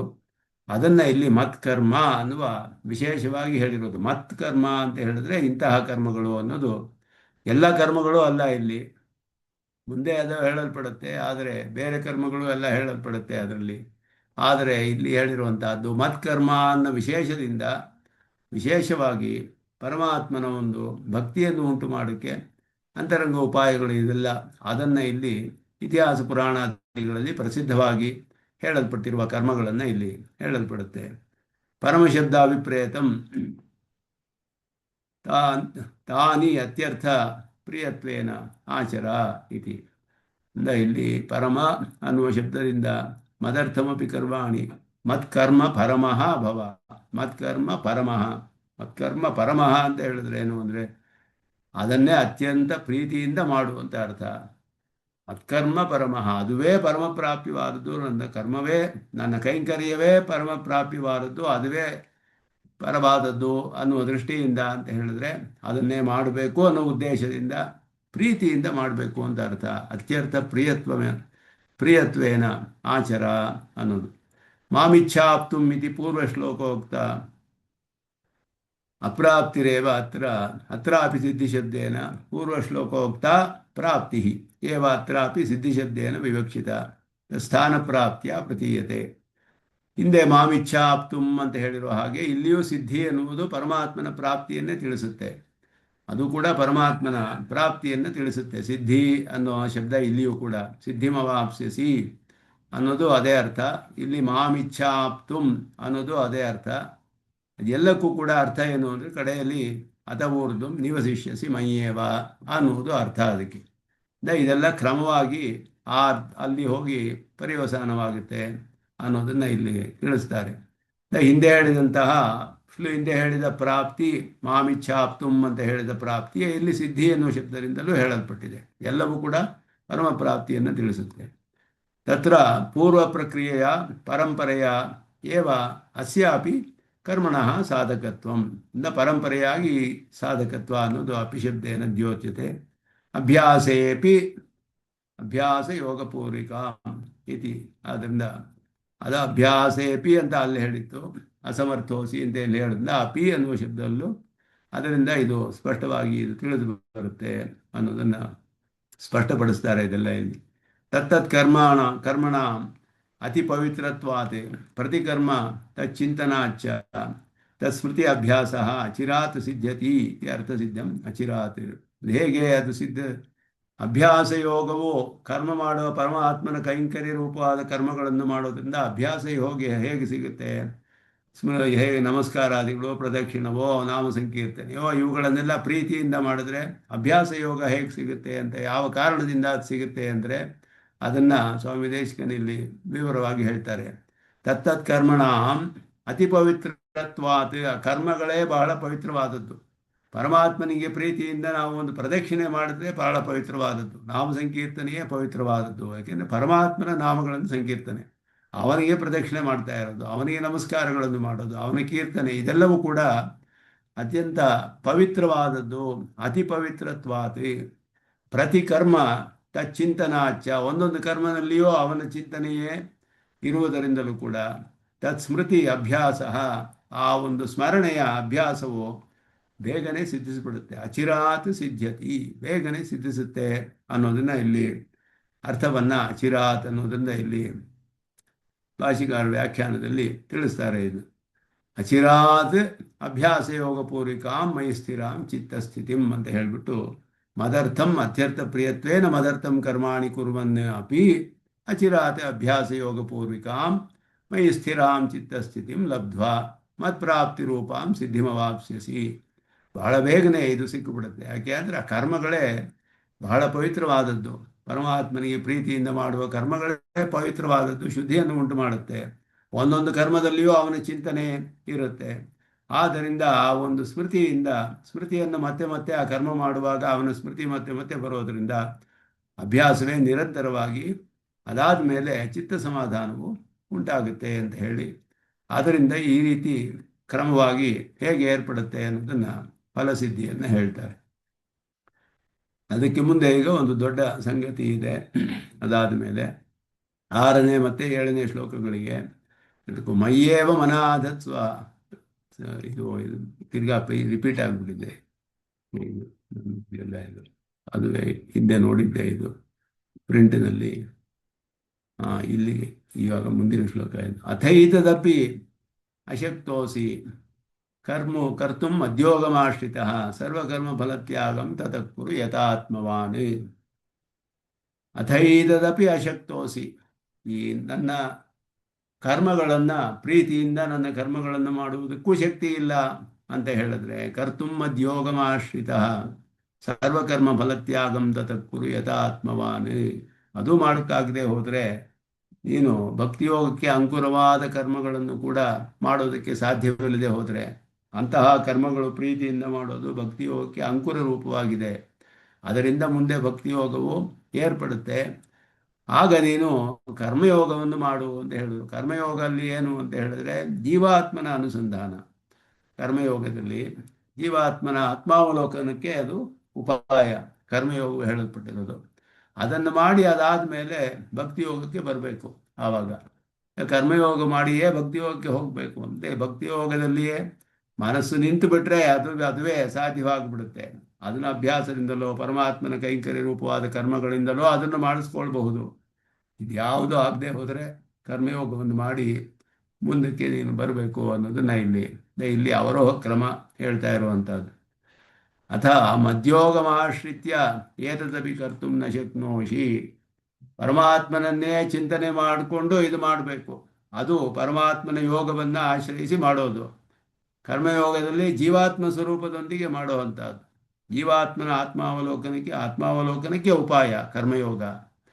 ಆದ್ದರಿಂದ ಇಲ್ಲಿ ಪರಮಾತ್ಮನ ಗುಣಗಳನ್ನೇ ಅನುಸಂಧಾನ ಮಾಡಿಕೊಂಡು ಮದ್ಗುಣಾನುಸಂಧಾನ ಕೃತ ಮದೇಕ ಪ್ರಿಯತ್ವಾಕಾರಂ, ಪರಮಾತ್ಮನನ್ನೇ ಉದ್ದೇಶವಾಗಿಟ್ಟುಕೊಂಡು ಪರಮಾತ್ಮನ ಯೋಗವನ್ನೇ ಆಶ್ರಯಿಸಿ ಮಧ್ಯೋಗಮಾಶ್ರಯಿತ ಅಂತ ಹೇಳಿದ್ರೆ, ಪರಮಾತ್ಮನ ಯೋಗವನ್ನೇ ಆಶ್ರಯಿಸಿ ಅಂತ ಹೇಳಿದ್ರೆ ಪರಮಾತ್ಮನ ಗುಣಾನುಸಂಧಾನದಿಂದ ಪರಮಾತ್ಮನೇ ಪ್ರಿಯನಾದವನು ಅಂತ ಹೇಳಿ ಪರಮಾತ್ಮನಿಗೆ ಪ್ರೀತಿಪೂರ್ವಕವಾಗಿಯೇ ಮಾಡುವಂತಹ ಈ ಕರ್ಮಗಳು ಭಕ್ತಿಯೋಗಕ್ಕೆ ಅಂಕುರ. ಭಕ್ತಿಯೋಗಮಾಶ್ರಿತ್ಯ ಭಕ್ತಿಯೋಗ ಅಂಕುರ ರೂಪಂ ಏತನ್ಮತ್ ಕರ್ಮ ಅಪಿ ಕರ್ತುಂ ನ ಶಕ್ನೋಷಿ. ಭಕ್ತಿಯೋಗಕ್ಕೆ ಅಂಕುರ ರೂಪವಾದದ್ದು ಇದು. ಅಂದರೆ ಇದು ಈ ಮಾಡಿದ್ರೆ ಮುಂದೆ ಭಕ್ತಿಯೋಗ ಉಂಟಾಗುತ್ತೆ. ಅಂತಹ ಕರ್ಮಗಳನ್ನು ಪರಮಾತ್ಮನ ಎಲ್ಲ ಗುಣಗಳ ಅನುಸಂಧಾನದಿಂದ ಪ್ರೀತಿಯಿಂದ ಅವನಿಗೋಸ್ಕರವೇ ಅಂತ ಕೀರ್ತನೆ ನಾಮ ಸಂಕೀರ್ತನೆ ಎಲ್ಲ ಮಾಡೋಕ್ಕೆ ಆಗದೆ ಹೋದರೆ ಈ ಕರ್ಮಗಳನ್ನೆಲ್ಲ ಕರ್ಮಯೋಗದ ರೂಪದಲ್ಲಿ ಮಾಡಬಹುದು. ತತಃ ಅಕ್ಷರಯೋಗ ಆತ್ಮಸ್ವಭಾವ ಅನುಸಂಧಾನ ರೂಪಂ ಪರಭಕ್ತಿ ಜನನಂ, ಪರಭಕ್ತಿಯನ್ನು ಉಂಟು ಮಾಡುತ್ತೆ. ಅದು ಕೂಡ ಆತ್ಮ ಅವಲೋಕನ ಆದಮೇಲೆ ಅವನ ಶೇಷತ್ವ ಅನುಸಂಧಾನದಿಂದ ಪರಭಕ್ತಿ ಬರುತ್ತೆ. ಆದರೆ ಆ ಕರ್ಮಯೋಗದಲ್ಲಿ ಮಾಡುವ ಕರ್ಮದಲ್ಲಿ ಜೀವಾತ್ಮನ ಸ್ವರೂಪವು ಅಂತರ್ಗತ ಸ್ವರೂಪವು ಪ್ರಕೃತಿಗಿಂತ ನಾನು ಬೇರೆಯಾದವನು, ಜ್ಞಾನ ಸ್ವರೂಪನಾದವನು. ಆದ್ದರಿಂದ ಈ ಕರ್ಮಗಳನ್ನು ನಾನು ಮಾಡ್ತಿಲ್ಲ. ಈ ವಿಧವಾದ ಅನುಸಂಧಾನದಿಂದ ಕರ್ಮಯೋಗದಲ್ಲಿ ಕರ್ಮ ಮಾಡೋದು. ಭಕ್ತಿಯೋಗಕ್ಕೆ ಅಂಕುರವಾದ ಪರಮಾತ್ಮ ಪರವಾದ ಕರ್ಮಗಳು ಹೇಗೆ ಅಂದರೆ ಪರಮಾತ್ಮನ ಗುಣಗಳನ್ನೇ ಅನುಸಂಧಾನ ಮಾಡಿಕೊಂಡು ಅವನ ಪ್ರೀತಿಗಾಗಿಯೇ ಅವನಿಗೆ ಎಲ್ಲವನ್ನು ಮಾಡ್ತಾ ಇದ್ದೀವಿ ಎನ್ನುವ ದೃಷ್ಟಿಯಿಂದ ಅತ್ಯಂತ ಪ್ರೀತಿಯಿಂದ ಮಾಡುವಂತಹ ಕರ್ಮಗಳು. ಇದರಲ್ಲಿಯೂ ವ್ಯತ್ಯಾಸವಿದೆ. ಅಕ್ಷರಯೋಗಂ ಆತ್ಮಸ್ವಭಾವಾನುಸಂಧಾನ ರೂಪಂ ಪರಭಕ್ತಿ ಜನನಂ, ಇದು ಪರಭಕ್ತಿಯನ್ನು ಉಂಟು ಮಾಡೋದಕ್ಕೆ ಕಾರಣವಾಗುತ್ತೆ. ಉಪಾಯ ಇದು ಕರ್ಮಯೋಗ. ಪೂರ್ವ ಷಟ್ಕೋದಿತಂ ಆಶ್ರಿತ್ಯ, ಇಂದಿನ ಷಟ್ಕದಲ್ಲಿ ಹೇಳಲ್ಪಟ್ಟ ಕರ್ಮಯೋಗವನ್ನು ಆಶ್ರಯಿಸಿ ತದುಪಾಯತೆಯ ಸರ್ವಕರ್ಮ ಫಲತ್ಯಾಗಂ ಕುರು, ಅದಕ್ಕೆ ಉಪಾಯವಾಗಿ ಸರ್ವಕರ್ಮ ಫಲತ್ಯಾಗವನ್ನು ಮಾಡು. ಆದ್ದರಿಂದ ಅದಕ್ಕೆ ಆ ರೀತಿ ಕರ್ಮಯೋಗವೇ ಅಲ್ಲಿ ಹಿಂದೆ ಮೊದಲ 6 ಅಧ್ಯಾಯಗಳಲ್ಲಿ ಹೇಳಲ್ಪಟ್ಟಿರುವಂಥದ್ದು. ಮತ್ಪ್ರಿಯತ್ವೇನ ಮದೇಕ ಪ್ರಾಪ್ಯತಾ ಬುದ್ಧಿರ್ಹಿ ಪ್ರಕ್ಷೀಣ ಅಶೇಷ ಪಾಪಸ್ಯೈವ ಜಾಯತೆ. ಇದುವೇ ಇಲ್ಲಿ ಪ್ರಧಾನವಾಗಿ ಭಾಷಿಕಾರರು ಹೇಳ್ತಿರೋದು. ಮೊದಲೇ ಮೈ ಬುದ್ಧಿಂ ನಿವೇಶಯ ಅಂತ ಹೇಳಿಬಿಟ್ರಲ್ಲ, ಅಂತ ಹೇಳಿಬಿಟ್ರೆ ಮನಸ್ಸನ್ನು ಸ್ಥಿರವಾಗಿ ಪರಮಾತ್ಮನಿಸು ಸಮಾಧಿಯ ಸ್ಥಿತಿಯನ್ನು ಮೊದಲು ಇಲ್ಲಿ ಉಪದೇಶ ಮಾಡಿರೋದು ಕೃಷ್ಣ. ಅಂತ ಹೇಳಿದ್ರೆ ಮೊದಲೇ ನನ್ನ ಸಮಾಧಿ ಸ್ಥಿತಿಯನ್ನು ಹೇಗೆ ಹೇಳಕ್ಕೆ ಸಾಧ್ಯ ಅವನು ಅಂತ ಹೇಳಿದ್ರೆ, ಅದು ಮಾಡದೆ ಹೋದರೆ ಅಭ್ಯಾಸ ಯೋಗ ಮಾಡು, ಅಭ್ಯಾಸ ಯೋಗ ಮಾಡದೆ ಹೋದರೆ ನನ್ನ ಪರವಾದ ಕರ್ಮಗಳನ್ನು, ನನ್ನ ಕೈಂಕರ್ಯ ರೂಪವಾದ ಕರ್ಮಗಳನ್ನು ಪ್ರೀತಿಯಿಂದ ಮಾಡು, ಅದೂ ಇಲ್ಲದೆ ಹೋದರೆ ಕರ್ಮಯೋಗ ಮಾಡು. ಮೊದಲೇ ಸ್ಥಿತಿ ಸಮಾಧಿ ಹೇಳಿಬಿಟ್ರಲ್ಲ ಹೇಗೆ ಅಂದರೆ ಅದನ್ನು ಇಲ್ಲಿ ಹೇಳ್ತಾರೆ. ಮತ್ಪ್ರಿಯತ್ವೇನ ಮದೇಕ ಪ್ರಾಪ್ಯತಾ ಬುದ್ಧಿ ಪ್ರಕ್ಷೀಣ ಶೇಷ ಪಾಪಸ್ಯೈವ ಜಾಯತೆ. ಕೆಲವರಿಗೆ ಹಾಗೆ ಆಗಬಹುದು. ಅವ್ರ ಪಾಪಗಳೆಲ್ಲ ನಾಶವಾಗಿ ಬಿಟ್ಟರೆ ಹಿಂದಿನ ಜನ್ಮಗಳಲ್ಲಿ ಅವರ ಸಂಸ್ಕಾರದಿಂದ, ಅವರು ಮಾಡಿದ ಕರ್ಮಯೋಗವೋ ಭಕ್ತಿಯೋ ಅವುಗಳ ಕಾರಣದಿಂದ ಆ ಪ್ರತಿಬಂಧಕವಾದ ಪಾಪಗಳೆಲ್ಲ ನಾಶವಾಗಿದ್ದರೆ ಮುಂದಿನ ಜನ್ಮದಲ್ಲಿ ತಕ್ಷಣವೇ ಸಹಸಾ ಏರ್ಪಟ್ಟು ಬಿಡ್ಬೋದು ಅವರು. ಆ ರೀತಿಯಾದ ಒಂದು ಧ್ಯಾನ ಉಂಟಾಗಕ್ಕೆ ಸಾಧ್ಯವಿದೆ. ಆದ್ದರಿಂದ ಅಂತಹವರಿಗೆ ಮಾತ್ರವೇ ಅದು ಸಾಧ್ಯ. ಮತ್ಪ್ರಿಯತ್ವೇನ ಮದೇಕ ಪ್ರಾಪ್ಯತಾ ಬುದ್ಧಿ, ಅದುವೇ ಅಲ್ಲಿ ಬುದ್ಧಿ ಅಂತ ಹೇಳಿ. ಮಯಾವೇಶ್ಯ ಮನೋ ಬುದ್ಧಿ ಅಂತ ಹೇಳಿದಾಗ ನನ್ನಲ್ಲಿ ಮನಸ್ಸಿನಿಟ್ಟು ಬುದ್ಧಿಯ ನಿಶ್ಚಯವನ್ನು ಪ್ರಾಪ್ಯ ಅಂತ ನಿಶ್ಚಯ ಮಾಡಿಕೊಂಡು ನನ್ನಲ್ಲಿ ನನ್ನ ಧ್ಯಾನವನ್ನು ಮಾಡು ಅಂತ ಹೇಳುವಂಥದ್ದು. ಪ್ರಕ್ಷೀಣ ಶೇಷ ಪಾಪಸ್ಯೈವ ಜಾಯತೆ. ಪಾಪಗಳೆಲ್ಲ ನಾಶವಾಗಿದ್ದರೆ ಮಾತ್ರವೇ ಅದು ಉಂಟಾಗಕ್ಕೆ ಸಾಧ್ಯ. ಆದ್ದರಿಂದ ಯಥಾತ್ಮವಾನ್ ಯತಮನಸ್ಕಃ, ಯಥಾತ್ಮವಾನ್ ಕುರು ಯತಮನಸ್ಕಃ. ಪ್ರಯತ್ನಪಟ್ಟ ಮನಸ್ಸಿನಲ್ಲಿ ಚೆನ್ನಾಗಿ ಪ್ರಯತ್ನಪಟ್ಟು ಅದರಲ್ಲಿ ಮಾಡಬೇಕು. ತತಃ ಅನಭಿಸಂಹಿತ ಫಲತ್ವೇನ ಮದಾರಾಧನ ರೂಪೇಣ ಅನುಷ್ಠಿತೇನ ಕರ್ಮಣ ಸಿದ್ಧೇನ ಆತ್ಮಧ್ಯಾನೇನ. ಪರಮಾತ್ಮನ ಆರಾಧನ ರೂಪವಾಗಿಯೇ ಕರ್ಮಯೋಗದಲ್ಲೂ ಮಾಡೋದು, ಫಲದಾಶೆ ಇಲ್ಲದಲ್ಲಿಯೇ ಮಾಡೋದು, ಅದರ ಜೊತೆ ಆತ್ಮನ ಸ್ವರೂಪದೊಂದಿಗೆ ಧ್ಯಾನದೊಂದಿಗೆ ಮಾಡಬೇಕು. ಸಿದ್ಧೇನ ಆತ್ಮಧ್ಯಾನೇನ, ಅದರಿಂದ ಆತ್ಮಧ್ಯಾನವು ಸಿಗುತ್ತೆ. ನಿವೃತ್ತ ಅವಿದ್ಯಾದಿ ಸರ್ವತಿರೋಧಾನೇ. ಈ ಅವಿದ್ಯಾ ಮೊದಲಾದ ಕರ್ಮ ಅದು ಆ ತಿರೋಧಾನವೆಲ್ಲ ನಿವೃತ್ತವಾದರೆ ಆಗ ಅವನಿಗೆ ಪರಭಕ್ತಿ ಉಂಟಾಗುತ್ತೆ. ಮಚ್ಚೇಷದೈಕ ಸ್ವರೂಪೇ ಪ್ರತ್ಯಗಾತ್ಮನಿ ಸಾಕ್ಷಾತ್ಕೃತೆ ಸತಿ.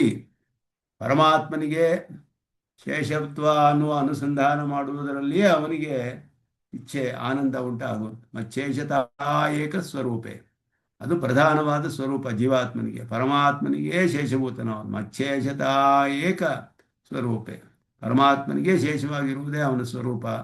ಅಂತಹ ಪ್ರತ್ಯಗಾತ್ಮನಿ ಸಾಕ್ಷಾತ್ಕೃತೆ ಸತಿ, ಪ್ರತ್ಯಗಾತ್ಮನ ಸ್ವರೂಪವು ಸಾಕ್ಷಾತ್ಕಾರವಾದರೆ ಮೈ ಪರಾಭಕ್ತಿ ಸ್ವಯಮೇವ ಉತ್ಪದ್ಯತೆ, ಹಾಗೆ ತಾನಾಗಿಯೇ ಉಂಟಾಗುತ್ತೆ ನನ್ನಲ್ಲಿ ಭಕ್ತಿ ನಿನಗೆ. ಆ ರೀತಿ ಭಕ್ತಿ ಉಂಟಾಗಿದ್ರೆ ಕರ್ಮಗಳನ್ನು, ನನ್ನ ಕೈಂಕರ್ಯ ರೂಪದಲ್ಲಿ ಕರ್ಮಗಳನ್ನು ಮಾಡು, ಅದಾದ ಮೇಲೆ ಅಭ್ಯಾಸ ಯೋಗ ಏರ್ಪಡುತ್ತೆ, ಅದಾದ ಮೇಲೆ ಸಮಾಧಿ ಏರ್ಪಡುತ್ತೆ. ಇದರಿಂದ ಭಕ್ತಿಯೋಗಕ್ಕೆ ಅಂಕುರ ಆದ ಪರಮಾತ್ಮ ಕೈಂಕರ್ಯ ಪರವಾದ ಕರ್ಮಗಳಿಗೆ ಇದರಿಂದ ಸಾಧ್ಯವಾಗುತ್ತೆ. ಕರ್ಮಯೋಗದಿಂದ ಪರಭಕ್ತಿ ಅನ್ನೋದು ಉಂಟಾಗುತ್ತೆ. ಅದುವೇ ಪರಾಭಕ್ತಿ ಸ್ವಯಮೇವ ಉತ್ಪದ್ಯತೆ ಅಂತ ಹೇಳಿದರು. ತಥಾಚ ವಕ್ಷ್ಯತೆ ಸ್ವಕರ್ಮಣ ತಮಭ್ಯರ್ಚ್ಯ ಸಿದ್ಧಿಂ ವಿಂದತಿ ಮಾನವ. ಮುಂದೆ 18ನೇ ಅಧ್ಯಾಯದಲ್ಲಿ ಬರುತ್ತೆ. ಸ್ವಕರ್ಮಣ ತಮಭ್ಯರ್ಚ್ಯ ಅನ್ನೋದು ಅವರವರ ವರ್ಣಾಶ್ರಮ ಧರ್ಮಗಳಿಂದ ಅಂತ ಅರ್ಥ. ಅಲ್ಲಿ ಮುಂದೆ ಅದು 18ನೇ ಅಧ್ಯಾಯದಲ್ಲಿ ಬರುತ್ತೆ. ವಿಮುಚ್ಯ ನಿರ್ಮಮಶ್ಯ ಅಂತಹ ಬ್ರಹ್ಮಭೂಯಾಯ ಕಲ್ಪತೆ. ಬ್ರಹ್ಮಭೂಯಾಯ ಅಂದರೆ ಜೀವಾತ್ಮ ಸಾಕ್ಷಾತ್ಕಾರ ಅಲ್ಲಿ ಹೇಳಿರೋದು. ಬ್ರಹ್ಮಭೂತಃ ಪ್ರಸನ್ನಾತ್ಮ ನ ಶೋಚತಿ ನ ಕಾಂಕ್ಷತಿ ಸಮಸ್ಸರ್ವೇಷು ಭೂತೇಷು ಮದ್ಭಕ್ತಿಂ ಲಭತೆ ಪರಾಂ. ಇದನ್ನ ಆರಂಭದಲ್ಲೇ ಹೇಳಿದ್ರು. 7ನೇ ಅಧ್ಯಾಯದ ಆರಂಭದಲ್ಲಿ ಇದೇ ಶ್ಲೋಕವನ್ನು ಉದಾಹರಿಸಿದ್ರು ಭಾಷ್ಯಕಾರರು. ಕರ್ಮಯೋಗದ 6 ಅಧ್ಯಾಯಗಳು ಹೇಳಿದ ಮೇಲೆ ಮುಂದಿನ 6 ಅಧ್ಯಾಯಗಳು ಭಕ್ತಿಯೋಗ. ಆ ಭಕ್ತಿಯೋಗಕ್ಕೆ ಕರ್ಮಯೋಗವು ಅಂಗ ಅಂತ ಅನ್ನೋದನ್ನು ನಿರೂಪಣೆ ಮಾಡುವಾಗ ಈ ಶ್ಲೋಕವನ್ನು ಉದಾಹರಿಸಿದ್ರು 7ನೇ ಅಧ್ಯಾಯದಲ್ಲಿ. ಆ ಶ್ಲೋಕವು ಸ್ಪಷ್ಟವಾಗಿ ತಿಳಿಸುತ್ತೆ. ಮೊದಲು ವಿಮುಚ್ಯ ನಿರ್ಮಮಃ ಶಾಂತಃ ಬ್ರಹ್ಮಭೂಯಾಯ ಕಲ್ಪತೆ ಅಂತ ಹೇಳಿದ್ರೆ, ಬ್ರಹ್ಮಭೂಯ ಅಂದರೆ ಜೀವಾತ್ಮ ಸಾಕ್ಷಾತ್ಕಾರ. ಬ್ರಹ್ಮಶಬ್ದ ಜೀವಾತ್ಮನನ್ನು ತಿಳಿಸುತ್ತೆ. ಬ್ರಹ್ಮಭೂತಃ ಪ್ರಸನ್ನಾತ್ಮ ನ ಶೋಚತಿ ನ ಕಾಂಕ್ಷತಿ, ಇದೆಲ್ಲ ಜೀವಾತ್ಮ ಸಾಕ್ಷಾತ್ಕಾರ ಪಡೆದುಕೊಂಡ್ರೆ ಅವನಿಗೆ ಯಾವ ಒಂದು ಶೋಕ ಮೋಹ ಇರೋದಿಲ್ಲ, ಯಾವ ಬೇರೆ ಇಚ್ಛೆಯೂ ಇರೋದಿಲ್ಲ. ಸಮಸ್ಸರ್ವೇಷು ಭೂತೇಷು, ಸಮತ್ವ ಯೋಗವನ್ನು ಪಡೆದುಕೊಳ್ತಾನೆ ಅವನು. ಅದಾದ ಮೇಲೆ ಮದ್ಭಕ್ತಿಂ ಲಭತೆ ಪರಾಂ, ಪರಾಭಕ್ತಿ ಬರುತ್ತೆ. ಆಗ ಪರಭಕ್ತಿ, ಪರಾಂ ಭಕ್ತಿ ಅಂದರೆ ಪರಭಕ್ತಿ, ಪರಭಕ್ತಿಯನ್ನು ಪಡೆದುಕೊಳ್ತಾನೆ. ಅದು ಭಕ್ತಿಯೋಗದ ಆರಂಭ ದಶೆ. ಭಕ್ತಿಯೋಗದ ಆರಂಭ ದಶೆ ಪರಭಕ್ತಿ ಅಂತ ಹೇಳುವಂಥದ್ದು. ಅದಾದಮೇಲೆ ಪರಜ್ಞಾನ, ಪರಮಭಕ್ತಿ. ಪರಮಭಕ್ತಿ ಅನ್ನೋದು ಪ್ರಾಪ್ತಿ, ಪರಮಾತ್ಮ ಮೋಕ್ಷ ಸಾಕ್ಷಾತ್ತಾಗಿ. ಪರಜ್ಞಾನ ಅನ್ನೋದು ಮಧ್ಯ ಮಧ್ಯದಲ್ಲಿ ಅವನಿಗೆ ಸಾಕ್ಷಾತ್ಕಾರವಾಗುತ್ತೆ ಅಭ್ಯಾಸ ಮಾಡ್ತಾ ಇರುವಾಗ ಧ್ಯಾನವನ್ನು. ಸಮಾಧಿಯು ನಿಷ್ಪತ್ತಿ ಆದರೆ ಕಡೆಯಲ್ಲಿ ಅವನಿಗೆ ಪ್ರಾಪ್ತಿ ಉಂಟಾಗುತ್ತೆ. ಆದ್ದರಿಂದ ಇದು ಪರಭಕ್ತಿ. ಅದಕ್ಕೆ ಹಿಂದೆ ಯಾವುದು ಮಾಡಬೇಕು ಅಂದರೆ ಸಮತ್ವ ಯೋಗ ಉಂಟಾಗಬೇಕು. ಸಮಸ್ಸರ್ವೇಷು ಭೂತೇಶು, ಅದು ಬ್ರಹ್ಮಭೂತಃ ಪ್ರಸನ್ನಾತ್ಮ, ಅದು ಜೀವಾತ್ಮ ಸಾಕ್ಷಾತ್ಕಾರದಿಂದ ಉಂಟಾಗುತ್ತೆ. ಆ ಜೀವಾತ್ಮ ಸಾಕ್ಷಾತ್ಕಾರವು ಹೇಗೆ ಅಂತ ಹೇಳಿದ್ರೆ ಅದಕ್ಕೆ ಇರುವ ಪ್ರತಿಬಂಧಗಳೆಲ್ಲ ಹೋಗಬೇಕು. ಆದ್ದರಿಂದ ಕರ್ಮಯೋಗ ಮಾಡಿದಾಗ ಫಲದಲ್ಲಿ ಆಶೆ ಇಲ್ಲದೆ ಮದಾರಾಧನ ರೂಪೇಣ ಅನುಷ್ಠಿತೇನ ಕರ್ಮಣ, ಪರಮಾತ್ಮನ ಆರಾಧನಾ ರೂಪ ಅಂತ ಹೇಳಿ ಜೀವಾತ್ಮನ ಸ್ವರೂಪ ಅನುಸಂಧಾನದೊಡನೆ ಸಿದ್ಧೇನ ಆತ್ಮಧ್ಯಾನೇನ, ಆತ್ಮಧ್ಯಾನವು ಸಿಗುತ್ತೆ. ಆಗ ಅವಿದ್ಯಾ ಎಲ್ಲ ಅದಕ್ಕೆ ಪ್ರತಿಬಂಧಕವಾದ ಕರ್ಮಗಳೆಲ್ಲ ಹೋಗುತ್ತೆ. ಮಚ್ಛೇಷದೈಕ ಸ್ವರೂಪೇ ಪ್ರತ್ಯಗಾತ್ಮನಿ ಸಾಕ್ಷಾತ್ಕೃತೆ ಸತಿ, ಪರಮಾತ್ಮನಿಗೆ ಶೇಷಭೂತನಾದವನು ಅನ್ನೋ ಪ್ರತ್ಯೇಗಾತ್ಮ ಸ್ವರೂಪ ಸಾಕ್ಷಾತ್ಕಾರವಾಗುತ್ತೆ. ನಿರಂತರವಾಗಿ ಪ್ರತಿ ಕ್ಷಣವೂ ಅವನಿಗೆ ಪರಮಾತ್ಮನ ಶೇಷಭೂತತ್ವ, ಶೇಷನಾಗಿದ್ದೇನೆ ಅನ್ನೋದು ತಿಳಿದು ಬರುತ್ತೆ. ಅಂತಹ ಪರಮಾತ್ಮನ ಸ್ವರೂಪ ಅವನಿಗೆ ನಾನು ಶೇಷಭೂತನಾಗಿದ್ದೇನೆ ಅಂತ ಹೇಳಿದ್ರೆ ಅವನು ಸರ್ವವಿಧವಾದ ಬಂದು ಅವನಿಗೆ ನಾನು ಶೇಷಭೂತ ಅಂತ ಹೇಳಿದ್ರೆ ಅವನನ್ನು ಪಡೆದುಕೊಳ್ಳುವುದೇ ನನಗೆ ಪರಮೋದ್ದೇಶ, ಅದುವೇ ನನ್ನ ಸ್ವರೂಪ ಪ್ರಾಪ್ತವಾದದ್ದು ಅನ್ನೋದು ಅವನಿಗೆ ಸಾಕ್ಷಾತ್ಕಾರವಾಗುತ್ತೆ. ಆಗ ಪರಭಕ್ತಿ ಸ್ವಯಮೇವ ಉತ್ಪದ್ಯತೆ, ಪರಭಕ್ತಿ ಯಾವಾಗ ಉಂಟಾಗುತ್ತೆ. ಅಂತಹ ಪರಮಾತ್ಮನನ್ನು ಬಹಳ ಪ್ರೀತಿಯಿಂದ ಧ್ಯಾನ ಮಾಡುವುದಕ್ಕೆ ಆರಂಭಿಸ್ತಾನೆ. ಆಗ ಅದುವೇ ಇಲ್ಲಿ ಸಕರ್ಮಣ ತಮಪ್ಯ ಸಿದ್ಧಿಂ ವಿಂದತಿ ವಿಮುಚ್ಯ ನಿರ್ಮಮಶ್ಯಾಂತಹ ಬ್ರಹ್ಮಭೂಯಾಯ ಕಲ್ಪತೆ, ಬ್ರಹ್ಮಭೂತಃ ಪ್ರಸನ್ನಾತ್ಮ ನ ಶೋಚತಿ ನ ಕಾಂಕ್ಷತಿ ಸಮಸ್ಸರ್ವೇಷು ಭೂತೇಷು ಮದ್ಭಕ್ತಿ ಲಭತೆ ಪರಾಂ ಅನ್ನೋದು ಸ್ಪಷ್ಟವಾಗಿ ಇಲ್ಲಿ ಭಾಷ್ಯಕಾರರು ಸ್ಪಷ್ಟಪಡಿಸ್ತಾರೆ. ಆದ್ದರಿಂದ ಇಲ್ಲಿ ಕರ್ಮಯೋಗದಿಂದ ಆರಂಭಿಸಬೇಕು. ಮೇಲ್ಮೇಲೆ ಕೆಲವರಿಗೆ ಈ ಪ್ರತಿಬಂಧಕಗಳೆಲ್ಲ ನಾಶವಾಗಿಬಿಟ್ರೆ ತಕ್ಷಣವೇ ಪರಮಾತ್ಮನಲ್ಲಿ ಸ್ಥಿರವಾದ ಧ್ಯಾನ ಉಂಟಾಗ್ಬಿಡ್ಬೋದು. ಆಗಿದ್ದ ಧ್ಯಾನ ಉಂಟಾಗದೆ ಹೋದರೆ ಅಭ್ಯಾಸ ಯೋಗ ಮಾಡಬೇಕು. ಅದು ಇಲ್ಲದೆ ಹೋದರೆ ಪರಮಾತ್ಮ ಕೈಂಕರ್ಯ ರೂಪವಾದ ಕರ್ಮಗಳನ್ನು ಬಹಳ ಪ್ರೀತಿಯಿಂದ ಪರಮಾತ್ಮನಿಗೆ ಅಂತ ಮಾಡಿದ್ರೆ ಅದು ಕೂಡ ಅವನಿಗೆ ಮುಂದೆ ಅಭ್ಯಾಸವನ್ನು ಉಂಟು ಮಾಡುತ್ತೆ, ಅಭ್ಯಾಸ ಯೋಗಕ್ಕೆ ಕಾರಣವಾಗುತ್ತೆ. ಅದು ಸಾಧ್ಯವಿಲ್ಲ ಅಂದರೆ ಕರ್ಮಯೋಗ ಮಾಡಿ ಜೀವಾತ್ಮನ ಪರಮಾತ್ಮನಿಗೆ ಶೇಷನಾದವನು ಅನ್ನುವ ಸ್ವರೂಪವು ಸಾಕ್ಷಾತ್ಕಾರವಾದರೆ ತಾನಾಗಿಯೇ ಪರಮಾತ್ಮನಲ್ಲಿ ಭಕ್ತಿ ಅನ್ನೋದು ಉಂಟಾಗುತ್ತೆ, ಪರಭಕ್ತಿ. ಅದಾದ ಮೇಲೆ ಅವನು ಮುಂದೆ ಭಕ್ತಿಯೋಗಕ್ಕೆ ಭಕ್ತಿಯೋಗವನ್ನು ಮಾಡುವುದಕ್ಕೆ ಸಾಮರ್ಥ್ಯ, ಅವನಿಗೆ ಸಮರ್ಥನಾಗ್ತಾನೆ, ಯೋಗ್ಯತೆ ಬರುತ್ತೆ. ಈ ರೀತಿ ಇದು ಈ ಕ್ರಮದಲ್ಲಿ ಇಲ್ಲಿ ಅವರೋಹ ಕ್ರಮದಲ್ಲಿ ಹೇಳಲ್ಪಟ್ಟಿದೆ. ಹೀಗೆ ಅಂದರೆ ಕೆಲವರಿಗೆ ಪ್ರತಿಬಂಧಗಳೆಲ್ಲ ನಾಶವಾದರೆ ನೇರವಾಗಿ ಧ್ಯಾನ ಉಂಟಾಗ್ಬಿಡ್ಬೋದು. ಆದ್ದರಿಂದಲೇ ಕೃಷ್ಣನು ಮೊದಲು ಏಕೆ ಧ್ಯಾನವನ್ನು ಸಮಾಧಿ ಹೇಳಿದ, ಅದನ್ನೇ ಮೊದಲು ಉಪದೇಶ ಮಾಡಿರೋದು ಯಾಕೆ ಅಂತ ಹೇಳಿದ್ರೆ ಕೆಲವರಿಗೆ ಆ ರೀತಿ ಪ್ರತಿಬಂಧಕಗಳು ನಾಶವಾದರೆ ಸಾಧ್ಯ, ಅದಾಗದೆ ಹೋದರೆ ಇದು, ಇಲ್ಲದೆ ಹೋದರೆ ಇದು ಅಂತ ಇಲ್ಲಿ ಹೀಗೆ ಹೇಳಲ್ಪಟ್ಟಿದೆ. ಸಾಮಾನ್ಯವಾಗಿ ಎಲ್ಲರಿಗೂ ಈ ಕರ್ಮಯೋಗದಿಂದಲೇ ಉಂಟಾಗಬೇಕು ಅನ್ನೋದು ತಿಳಿದು ಬರುತ್ತೆ. ಹಿಂದಿನ ಷಟ್ಕದಲ್ಲಿ ಅದುವೇ ಮೊದಲು ಉಪದಿಷ್ಟವಾದದ್ದು. ಅದಕ್ಕೆ ತಾತ್ಪರ್ಯ ಚಂದ್ರಿಕೆಯನ್ನು ಮುಂದೆ ಅನುಸಂಧಾನ ಮಾಡೋಣ ಅಂತ ಹೇಳಿ ಇಲ್ಲಿಗೆ ನಮಸ್ಕಾರಗಳಂತೆ ನಿಲ್ಲಿಸ್ಕೊಳ್ತೀನಿ. ನಿತ್ಯ ಮಚ್ಚಿದ ಪದಾಂಬುಜೋತ್ಮೋಹತಃ ತರಿತರಾಣಿತನ ಆಯಮೇನೆ ಸಿದೇಕ ಸಿಂಧೋ ರಾಮಾನುಜಸ್ಯ ಚರಣಂ ಪ್ರಗತ್ಯೆ ಕವಿತಾರ್ಕಿಕ ಸಿಂಹಾಯ ಕಲ್ಯಾಣ ಗುಣಶಾಲಿನೇ ಶ್ರೀಮತೆ ವೆಂಕಟೇಶಾಯ ವೇದಾಂತ ಗುರವೇ ನಮಃ. ಶ್ರೀಮತೆ ನಿಗಮಾಂತ ಮಹಾದೇಶಿಕಾಯ ನಮಃ.